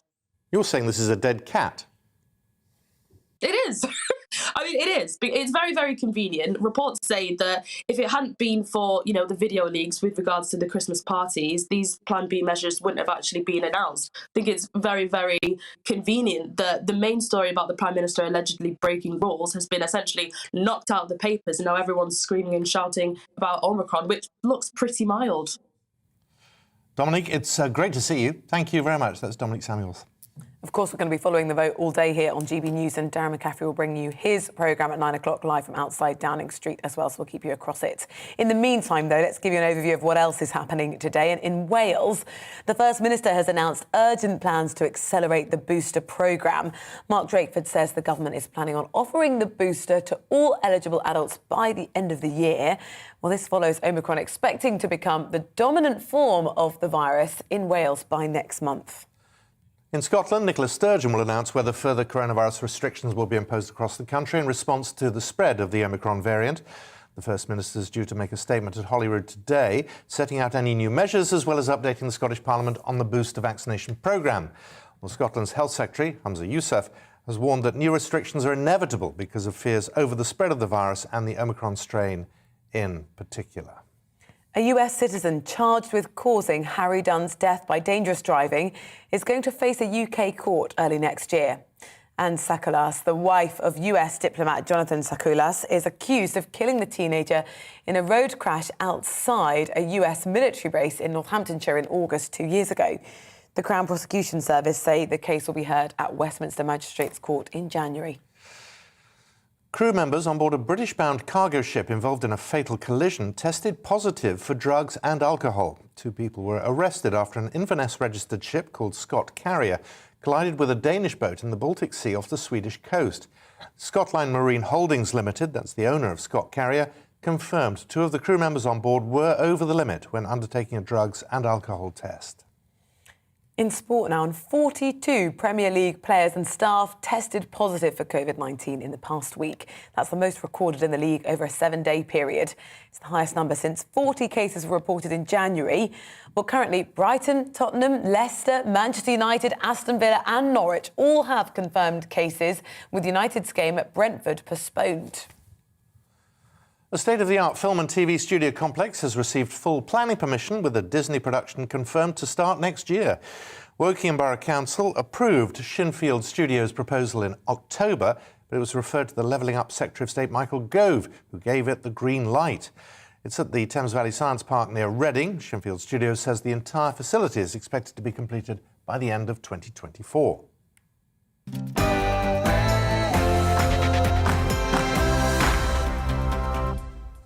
Now, after the Prime Minister Boris Johnson's plea for us all to get a third COVID jab on Sunday night, over 500,000 people rushed to the NHS website to try and book a vaccine appointment.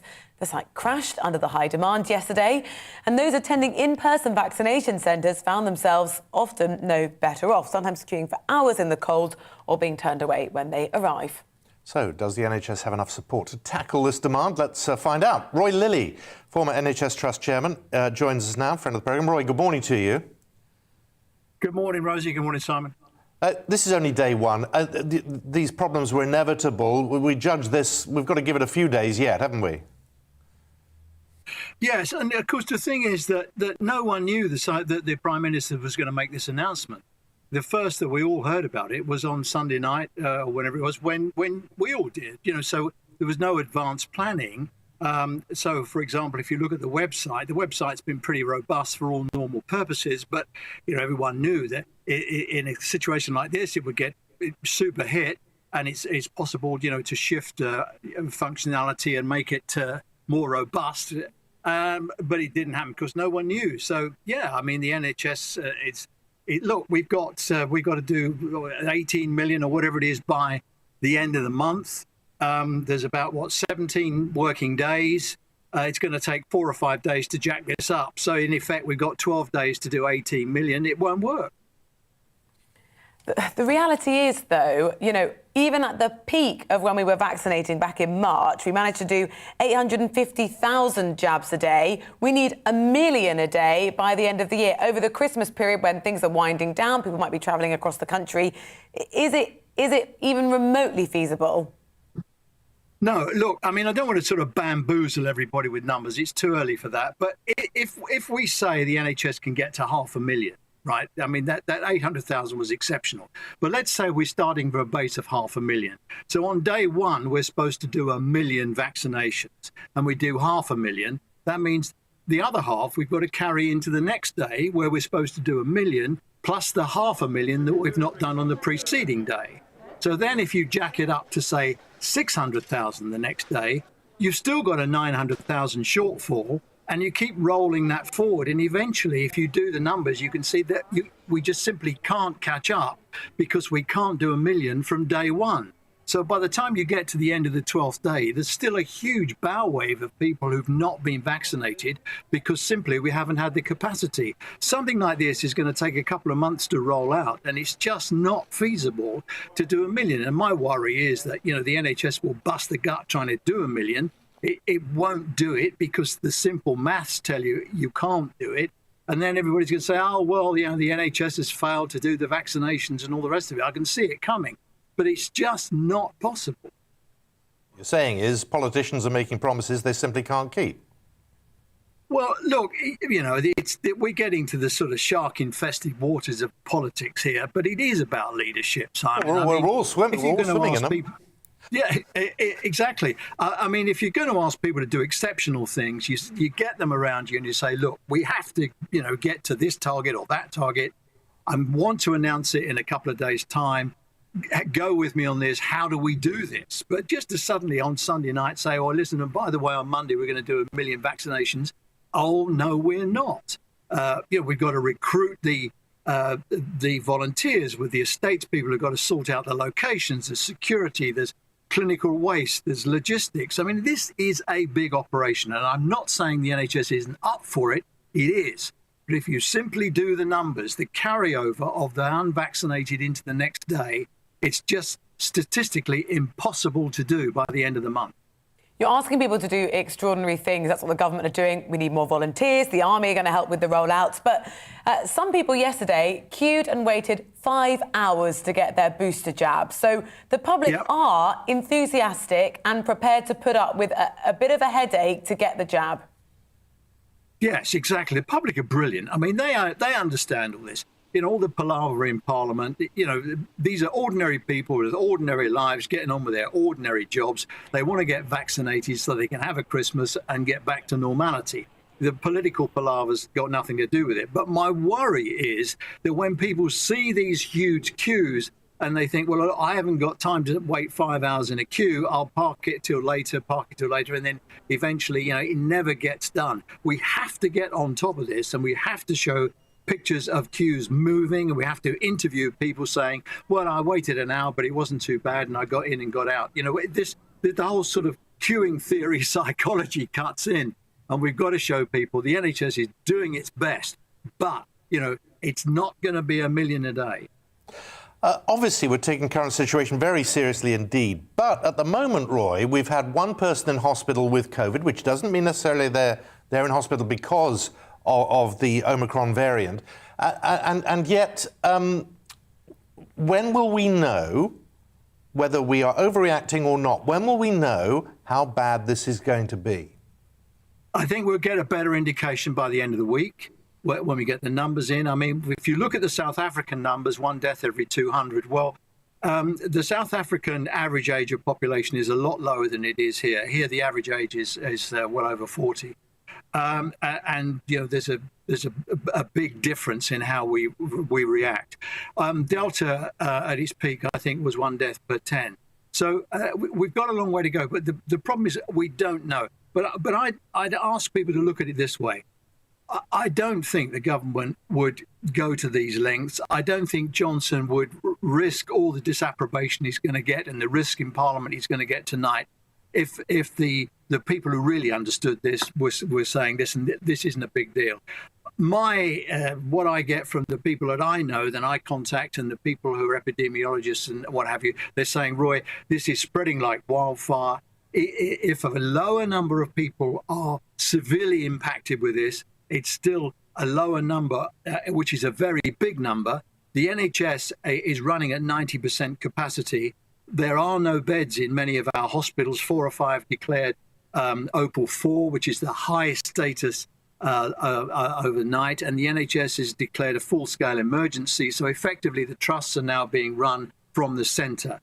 People are prepared, and those in the know have sort of got the wind in the air. They're saying this is going to be serious unless we can get the vaccinations to crack it. So, I mean, all of this preparation, all of this money, all of the political risks, I don't think they'd be doing that if they weren't pretty sure that this is going to turn out to be pretty nasty. OK, you're too polite to correct me. I meant to say that one person had died with the Omicron variant in hospital. Roy, it's always good to see you. Thank you very much. Roy Lilly. Coming up here on the programme, the First Minister left. First Minister of Scotland, Nicola Sturgeon, will announce today whether the country will face further restrictions. We've got our reporter on location, David Donaldson, to speak to next. It's time to remind ourselves there's always another winter. Canary Islands sponsors the weather. Good morning. More wet and windy weather will push into the northwest today, staying a bit glum across the south with some drizzle here and there, but for most places it is going to be a dry and reasonably bright day. This set of weather fronts is heading its way to the northwest, and this old weather front has been slipping southwards through the night, and it's still providing a lot of clouds and mist and drizzle across parts of the Midlands, southern England and South Wales. But it's cleared away from northern England and North Wales, so a brighter day here compared to yesterday. Rain at times for western Scotland. It's quite windy here and very windy once more across the Northern Isles and the Western Isles, with rain continuing on and off. Here, though, temperatures could reach double figures, and it is going to be another very mild day across the south. 11, maybe 12 Celsius. Generally elsewhere, high single figures, so still generally a touch above average for the time of year. Through this evening, we are going to see that rain pepping up as it slips its way down towards the Highlands, staying largely dry through the evening for Northern Ireland, but eventually here we'll see some rain trickling in. The same goes for southwest Scotland. Murky conditions across the south persisting, a bit of drizzle here and there, and that's how we'll go into Wednesday morning. Again, it will be a fairly mild night, certainly across the south, the temperatures holding up in high single figures. It will stay pretty glum, though, I fancy, across the south during Wednesday. The odd light shower is possible. Rain and drizzle for Cumbria, southwest Scotland, at times for Northern Ireland. But a brighter day in the north of Scotland. Still breezy, but the wind's easing down. We should see some brightness, too, for parts of northern England, particularly from East Yorkshire down through to Lincolnshire into Norfolk. The North Midlands and North East Wales also looking mostly bright tomorrow. The rest of this week looking largely dry. High pressure's moving in, which means not much rain at all from Wednesday onwards. Often quite cloudy, though, with an increasing chance of some stubborn fog. Canary Islands sponsors the weather.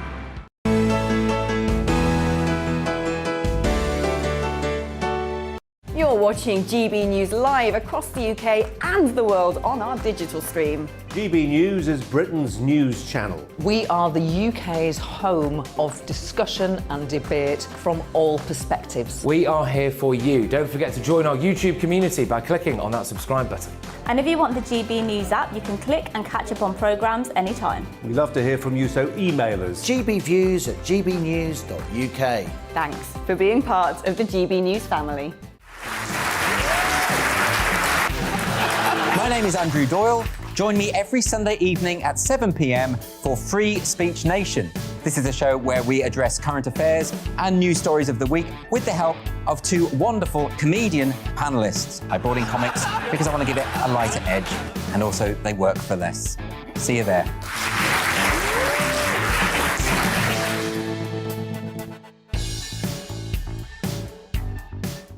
Join my show Farage, 7 p.m. till 8 p.m. Monday through Thursday, and there you will get opinion, analysis, debate, and I'll cover stories that nobody else dares to touch. And then for the last 15 minutes, talking pints. We're over a drink. We have a civilised conversation with someone. We very often disagree, but we do it in a grown-up way. Come and join me on Farage.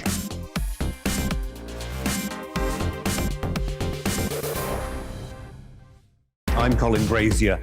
I've reported from more than 70 countries around the world, covered wars from Afghanistan to Iraq, from Lebanon to the Balkans. I'm trying to bring that experience, that feel for events, to the studio. And something else. I'm ready to give an opinion. Today's stories with a spark. Brazier from 8 p.m. weekdays on GB News.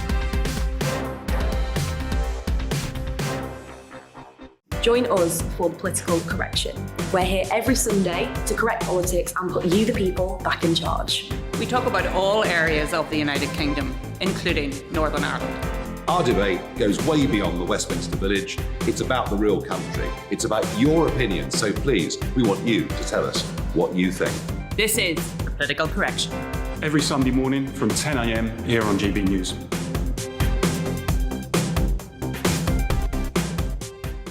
You're watching GB News live across the UK, the world, and our digital stream. GB News is Britain's news channel. We are the UK's home of discussion and debate from all perspectives. We're here for you. Don't forget to join our community by hitting the subscribe button. And download the GB News app so you can click and catch up on programmes anytime. We love to hear from you. Email us at gbviews@gbnews.uk. Thanks for being part of the GB News family.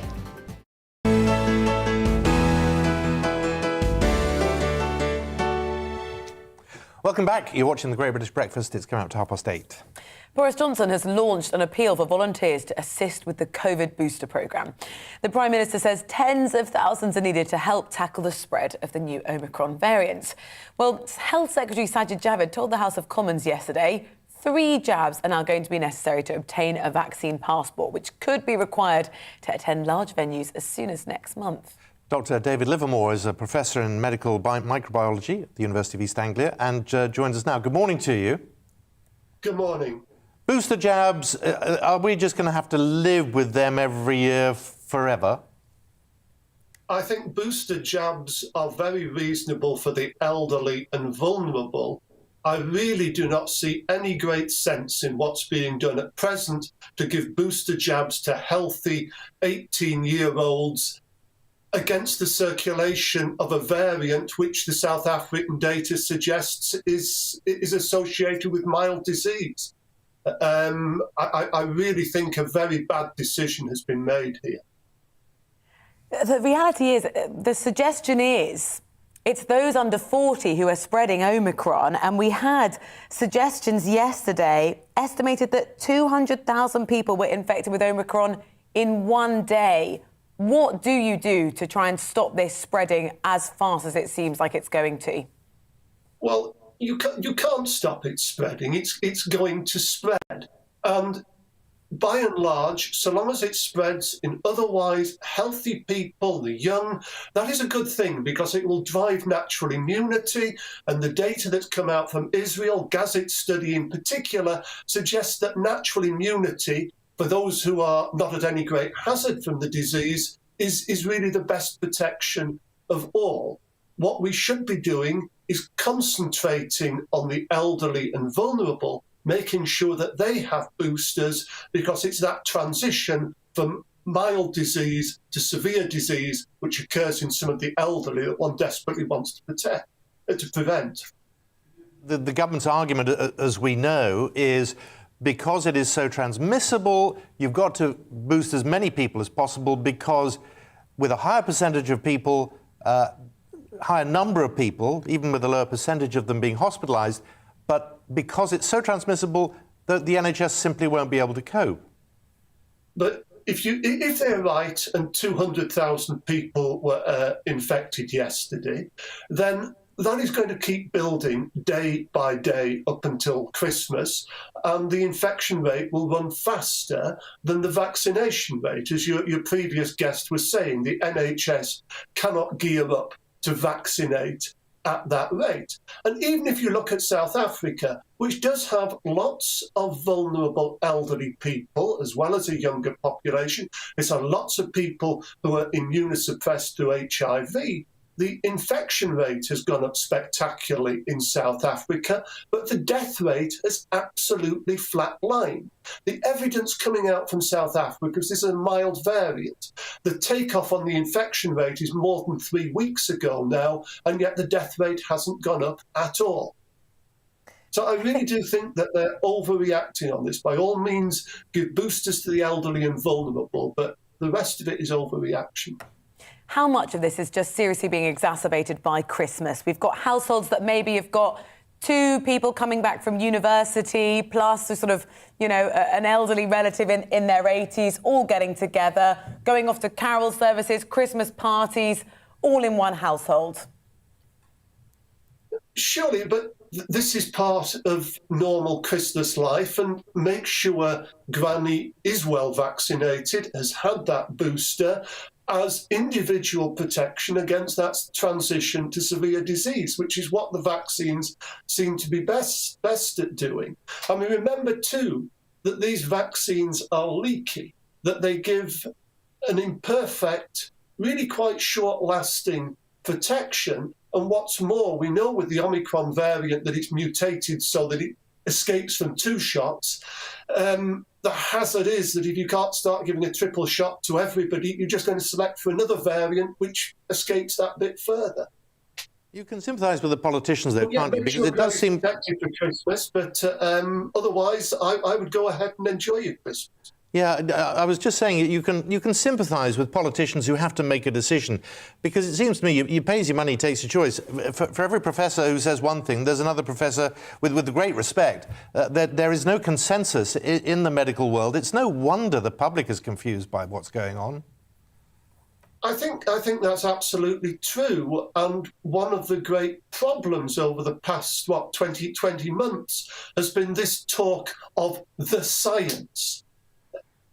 Science isn't a fixed body like the teachings of a religion. Science is a debate, it's a learning process by experimentation, by observation.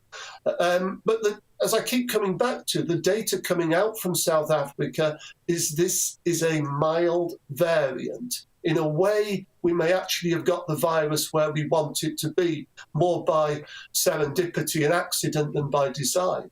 But there's a very good chance of that. David, thank you very much for speaking to us. Dr. David Livermore, Professor of Medical Microbiology. Really appreciate your insight. Now, the Scottish First Minister, Nicola Sturgeon, will announce today whether Scotland will face further restrictions as the number of Omicron cases grows. Travel restrictions have already been tightened recently with a plea to delay Christmas parties until the new year. The Scottish Government has also previously considered extending the vaccine passport scheme to more venues and faces calls from a teaching union to end the school term early. Let's find out more. Our Scotland reporter, Davy Donaldson, is live for us. Davy, what are we anticipating Nicola Sturgeon might say? Yeah, I mean, I think Nicola Sturgeon obviously going to come out today. I think we're going to see some restrictions. There's no doubt about that. Humza Yousaf, Health Secretary, was on yesterday and confirmed that that was inevitable. And I think that there will be some restrictions. As to what they are, well, that's anyone's guess, really. You would think that perhaps maybe limiting the number of households over Christmas might be one option that you could use. Again, that's not been confirmed. So it really is anyone's guess. That speech from Nicola Sturgeon is going to take place around about 2 o'clock this afternoon. So we'll know much more then. But 186 confirmed cases of Omicron in Scotland. I'm here at Ingliston. There's big queues here this morning at the vaccination centre just behind me, although I have to say it's moving very freely now and people are getting in and out quite quickly. So if people are needing the vaccination, this is where they'll be coming. But imagine the queues will get bigger throughout the day. But yes, you touched on it there as well, the EIS calling for the school term to end early. That's something Nicola Sturgeon says won't happen. But you'd have to think, though, that a lot of parents will be very uneasy with that, and given the time of year, given a few days left of the Scottish school term here, will parents want to put their children to school just for the sake of taking them off for a week or so? So I think that's another thing as well. That's maybe down to the individual, but we'll find out more from Nicola Sturgeon this afternoon. What's the money? What are people saying she's going to announce? Well, I mean, it's difficult to say because I don't think anybody really knows. Obviously, we've got double vaccination passports in place already. We have done for some time. So that's going to be something there. I think it's going to be along the lines of, you'd think, restrictions in terms of limiting numbers, cancelling Christmas parties, that kind of thing, which is already alluded to last week. So I think that's something we're definitely going to see. And in terms of the school term, as I said, I think that's highly unlikely. She's come out and said yesterday that that wasn't going to happen. But she may end up having to bow to pressure because people will be understandably concerned and worried about putting their child to school. But yeah, it's going to be a difficult one in terms of money to support businesses, the hospitality industry, people like that. Well, there doesn't appear to be any money, so that's not going to happen, although a lot of businesses are calling for greater clarity with regards to what's going to happen, how it's going to work, and we'll find out more this afternoon. But it really is, I don't think anyone really knows exactly what's going to happen. The SNP, the Scottish Government, have been very, very tight-lipped about this. There will be restrictions. What they're going to be, well, as I say, we'll find out later on. We will. Davy, thank you very much. That's David Donaldson there. And we'll bring you Nicola Sturgeon's announcement here on GB News a little bit later. Now, coming up on the programme, Amazon may start selling PCR tests, and they'll be cheaper than ones you might see online. But how's that going to work? More on that to come after this.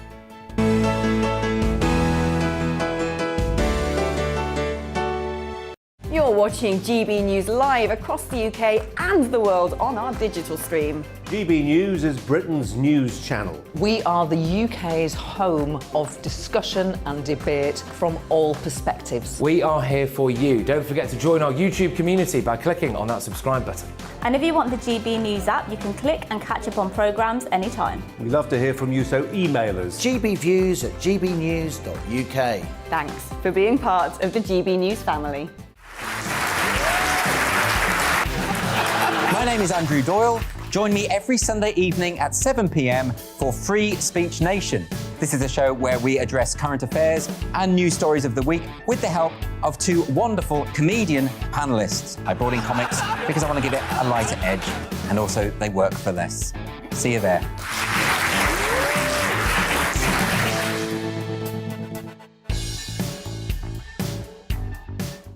Join my show Farage, 7 p.m. till 8 p.m. Monday through Thursday, and there you will get opinion, analysis, debate, and I'll cover stories that nobody else dares to touch. And then for the last 15 minutes, talking pints. We're over a drink. We have a civilized conversation with someone. We very often disagree, but we do it in a grown-up way. Come and join me on Farage.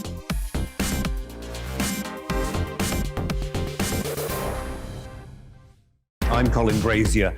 I've reported from more than 70 countries around the world, covered wars from Afghanistan to Iraq, from Lebanon to the Balkans. I'm trying to bring that experience, that feel for events, to the studio.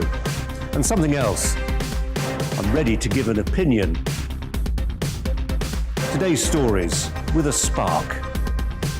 Brazier from 8 p.m. weekdays on GB News.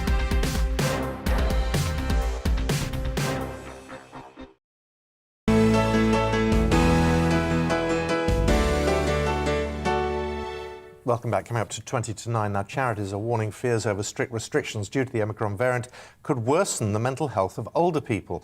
The Mental Health Foundation and Independent Age say previous lockdowns have already had a devastating effect, causing feelings of loneliness, isolation and grief among those over 65.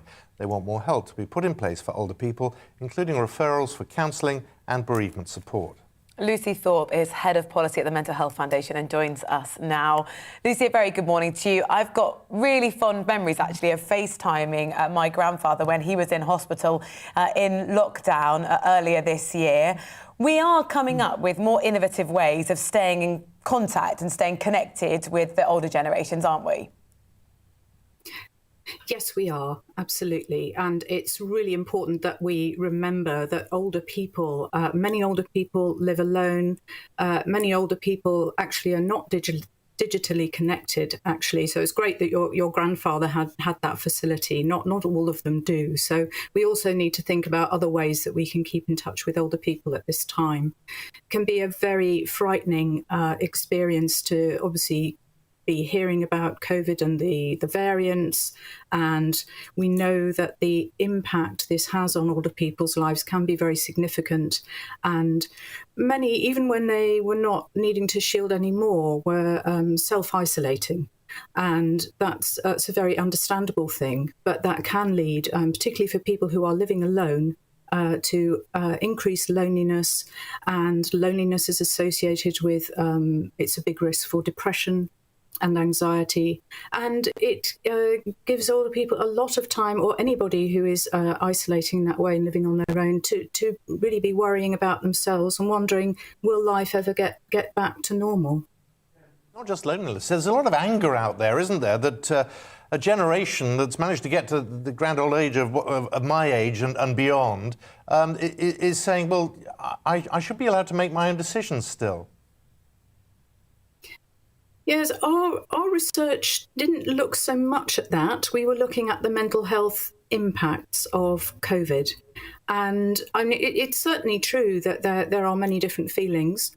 And we know also from our research that there were many people who did find resilience and were able to cope. Often that can be more likely if you're living with other people, if you have good family connections. Not everybody has those. It's important that we remember about older people, because they many of them are likely to be, behind their front doors, not venturing out into the community. That might also be because their mobility could have worsened during the lockdown. There are mental health impacts. There are also physical health impacts. It's obviously been very difficult for people to go and do the things that keep them physically and mentally well. So whether that's social activities in the community or going swimming once or twice a week, those kinds of things, they have all dropped away for people. This is a really difficult time, isn't it? Christmas is coming up. Lots of organisations put things on to try and combat loneliness, whether it's kind of get-togethers at local churches or community centres. But there is this new additional layer of uncertainty over this new variant of coronavirus. What advice do you actually have to those older people? Should they go out and do these things, stay at home? I think they need to do what feels right for them. And certainly our research suggests that they are more likely to stay at home and be cautious. It can also be very much more difficult to socially distance when you're older, particularly as I mentioned, if you have mobility issues. And as I say, our research indicates they are more likely to choose to stay at home. That, of course, doesn't mean that people cannot come to them. You know, if you know an older person in your neighbourhood, or if you have relatives who are older, you know, it's really important to make that extra effort to be in touch with them, to phone them, knock on their front door, see if there's anything they need. Remember that everybody needs company, everybody needs connection, and it is those things that can really, really suffer in these circumstances, because I don't think we should underestimate the fear that many older people will have. Not all of them, but a significant number will, and they can be very invisible in our communities. So I think we need to pay extra attention to that and not forget them. They don't tend to be. It's great that you're doing this today, actually, because very often you don't hear the voices of older people, and I think we could all do more to search them out and to listen to them and to listen to what they feel they need and what would help them, and how that can be delivered in a way that feels safe for them, because they will certainly have their own views on that, and ultimately that's going to be the best way to find the best ways to support them at these times. Yeah, Lucy, it's an interesting point, the issue of the media and how we report on all these things, because actually, for older people, the media is horribly important. The television, and particularly the radio too, are becoming their lifeline. Yes. No, I think that's very true. When we asked about coping with the stress of the pandemic, we know that, staying in contact with friends, having a walk outside if they could, and being in touch with nature were important. But the fourth thing for older people was actually having more information and accessing information. So this is absolutely the case. However, we also know that there may be other ways where they would usually seek support and information, such as maybe seeing their GP face-to-face, which has really been very much more difficult recently. And many older people may have a GP whom they have known for 10, 20, 30 years, with whom they feel they have a relationship. And while talking to them on the phone, of course, is very valuable, many may feel that at some point they would actually also like to be seen when that's possible, because relationships are different face-to-face. So we know there are substitutes that we can use for connection at the moment, but nothing is as good really as seeing people face-to-face, and our research really underlined that too. Lucy, it's great to see you. Thank you very much for joining us this morning. That's Lucy Thorpe. Thank you. Now it's 8:45. Online retail giant Amazon has launched low-cost COVID PCR test kits, which can be used by travellers arriving in the UK. Well, the test is going to cost about £35 each, and it could be available as soon as today. The tests are then going to be processed at Amazon's lab in Salford, which the retailer set up last year to process tests for its own employees. Will this help solve the problem of expensive and lengthy PCR tests? Independent Director of the Laboratory and Testing Industry Organisation, Francis Ingham, joins us now. A very good morning to you. Good morning. Is this going to work?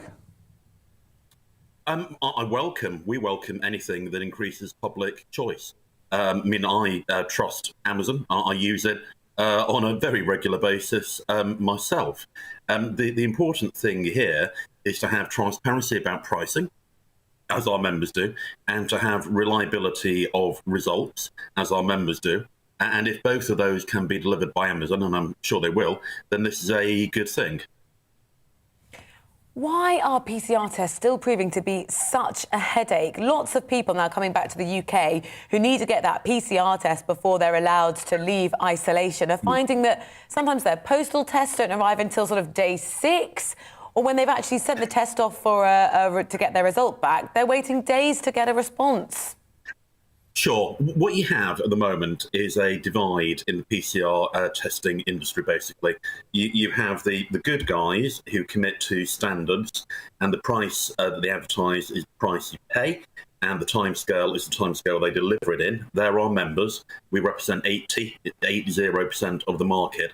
And then you have the cowboys who advertise. There was one on the government website last week saying they can do a PCR test for 30 pence. That's half the price of a second-class stamp. Obviously, they can't deliver that. So we would say this is a life-important test. Make sure you pick a provider who can deliver it in the way they say that they can. That was on a government website. Something's gone wrong, hasn't it? The government website is a mess. It has prices that you simply can't get. They're advertised, like say, for 30p or for £1, but only if you go to a certain town in the country at a certain date, or they're not available for 2 months. Or you have people who are gaming it by putting exclamation marks and so on in front of their corporate names to get to the top of the list. We've said to the government, this is a government-endorsed website. Clean it up and make it accurate. Everything that our members, OTIO, advertise is 100% accurate.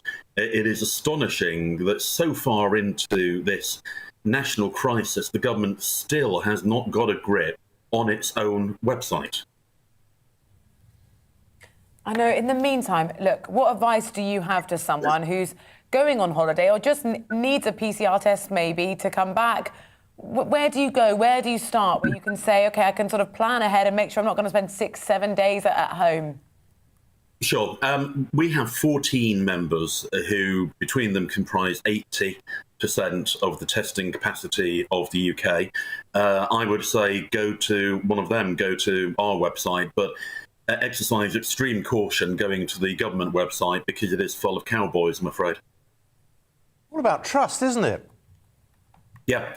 I mean, look, it's incredibly important for our members, for the country, for the government, that people have trust in this process.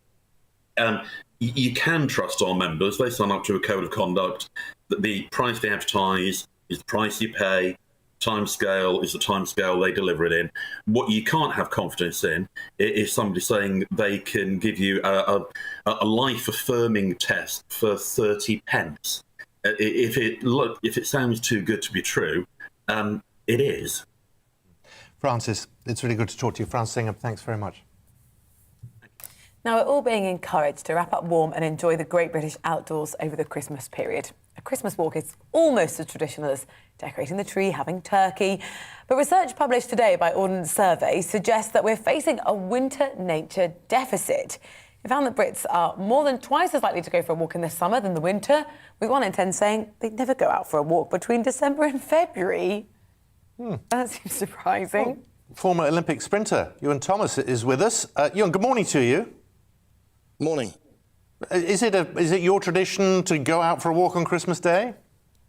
I walk every day, if I'm honest with you. I've got a little French bulldog who demands walks, and I enjoy it. I mean, for me, it's just not just a physical thing, it's a mental thing as well. I think for the first lockdown, I struggled a little bit, if I'm honest with you, and going on walks or going for a little run was my safe haven, if you like, and it's just great for the mind. And it is a shame, as you said, Ordnance Survey found out, I think 65% of people are more likely to exercise in the summer because it is dark and it's gloomy, and sometimes people don't want to go for a walk in the winter, but I can guarantee you'll always feel better when you come home after doing that. I sometimes have the battle of actually opening the door and thinking, oh, I can't really bother to go out, but I 100% come back every time after walking thinking, oh, I'm glad I did that. I feel much better. I'm fresh in the mind, and I've taken in some beautiful fresh air, and I think it's a fantastic thing to do, to exercise all year round. Define walk. Is this sort of go round the block? Does it have to be sort of half an hour at a healthy pace? Well, listen, we lead busy lifestyle. Some people might say I can only afford to do 10 minutes a day, but 10 minutes better than nothing.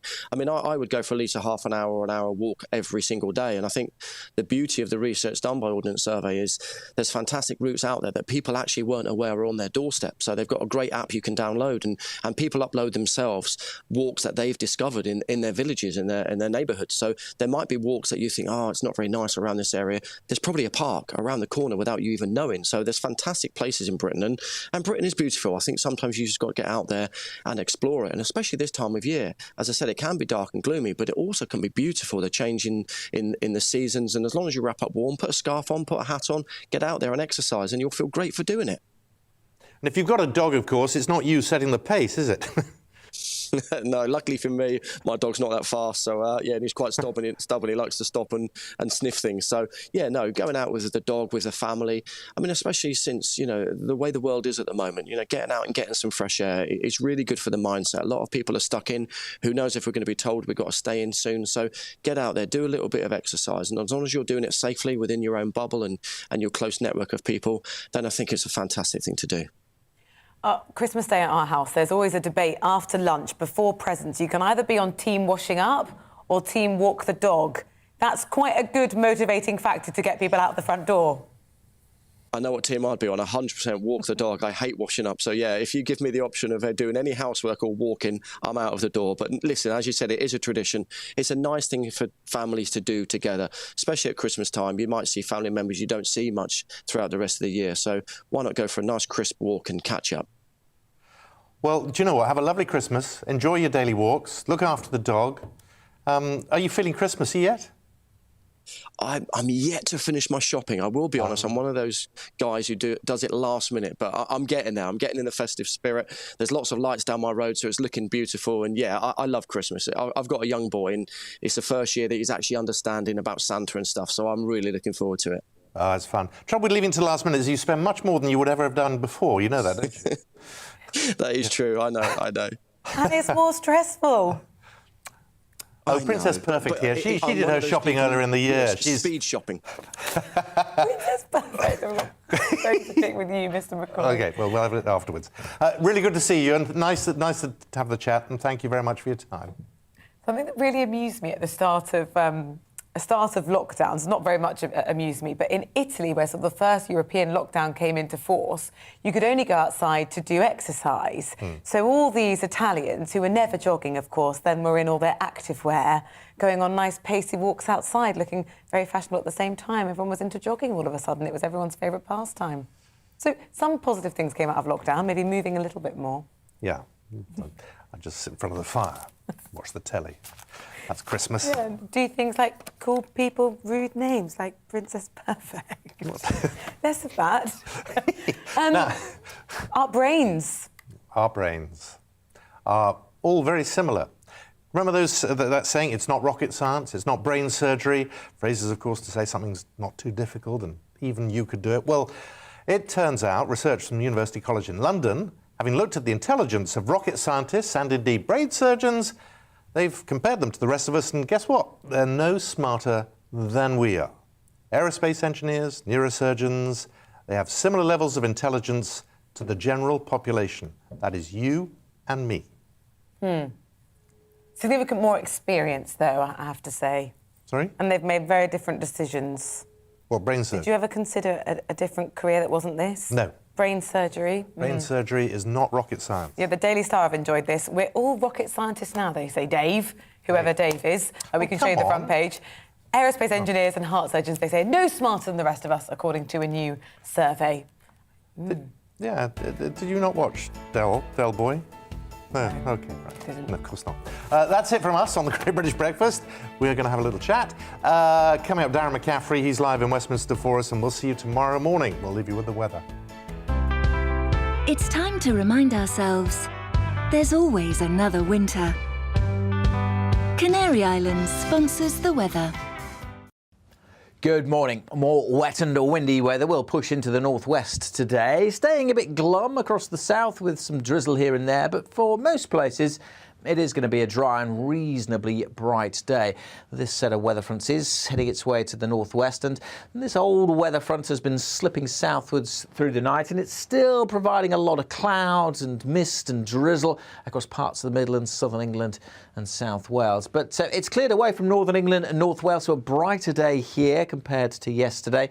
Rain at times for western Scotland. It's quite windy here, and very windy once more across the Northern Isles and the Western Isles, with rain continuing on and off. Here, though, temperatures could reach double figures, and it is going to be another very mild day across the south. 11, maybe 12 Celsius. Generally elsewhere, high single figures, so still generally a touch above average for the time of year. Through this evening, we are going to see that rain pepping up as it slips its way down towards the Highlands, staying largely dry through the evening for Northern Ireland, but eventually here we'll see some rain trickling in. The same goes for southwest Scotland. Murky conditions across the south persisting, a bit of drizzle here and there, and that's how we'll go into Wednesday morning. And again, it will be a fairly mild night, certainly across the south, the temperatures holding up in high single figures. It will stay pretty glum, though, I fancy, across the south during Wednesday. The odd light shower is possible. Rain and drizzle for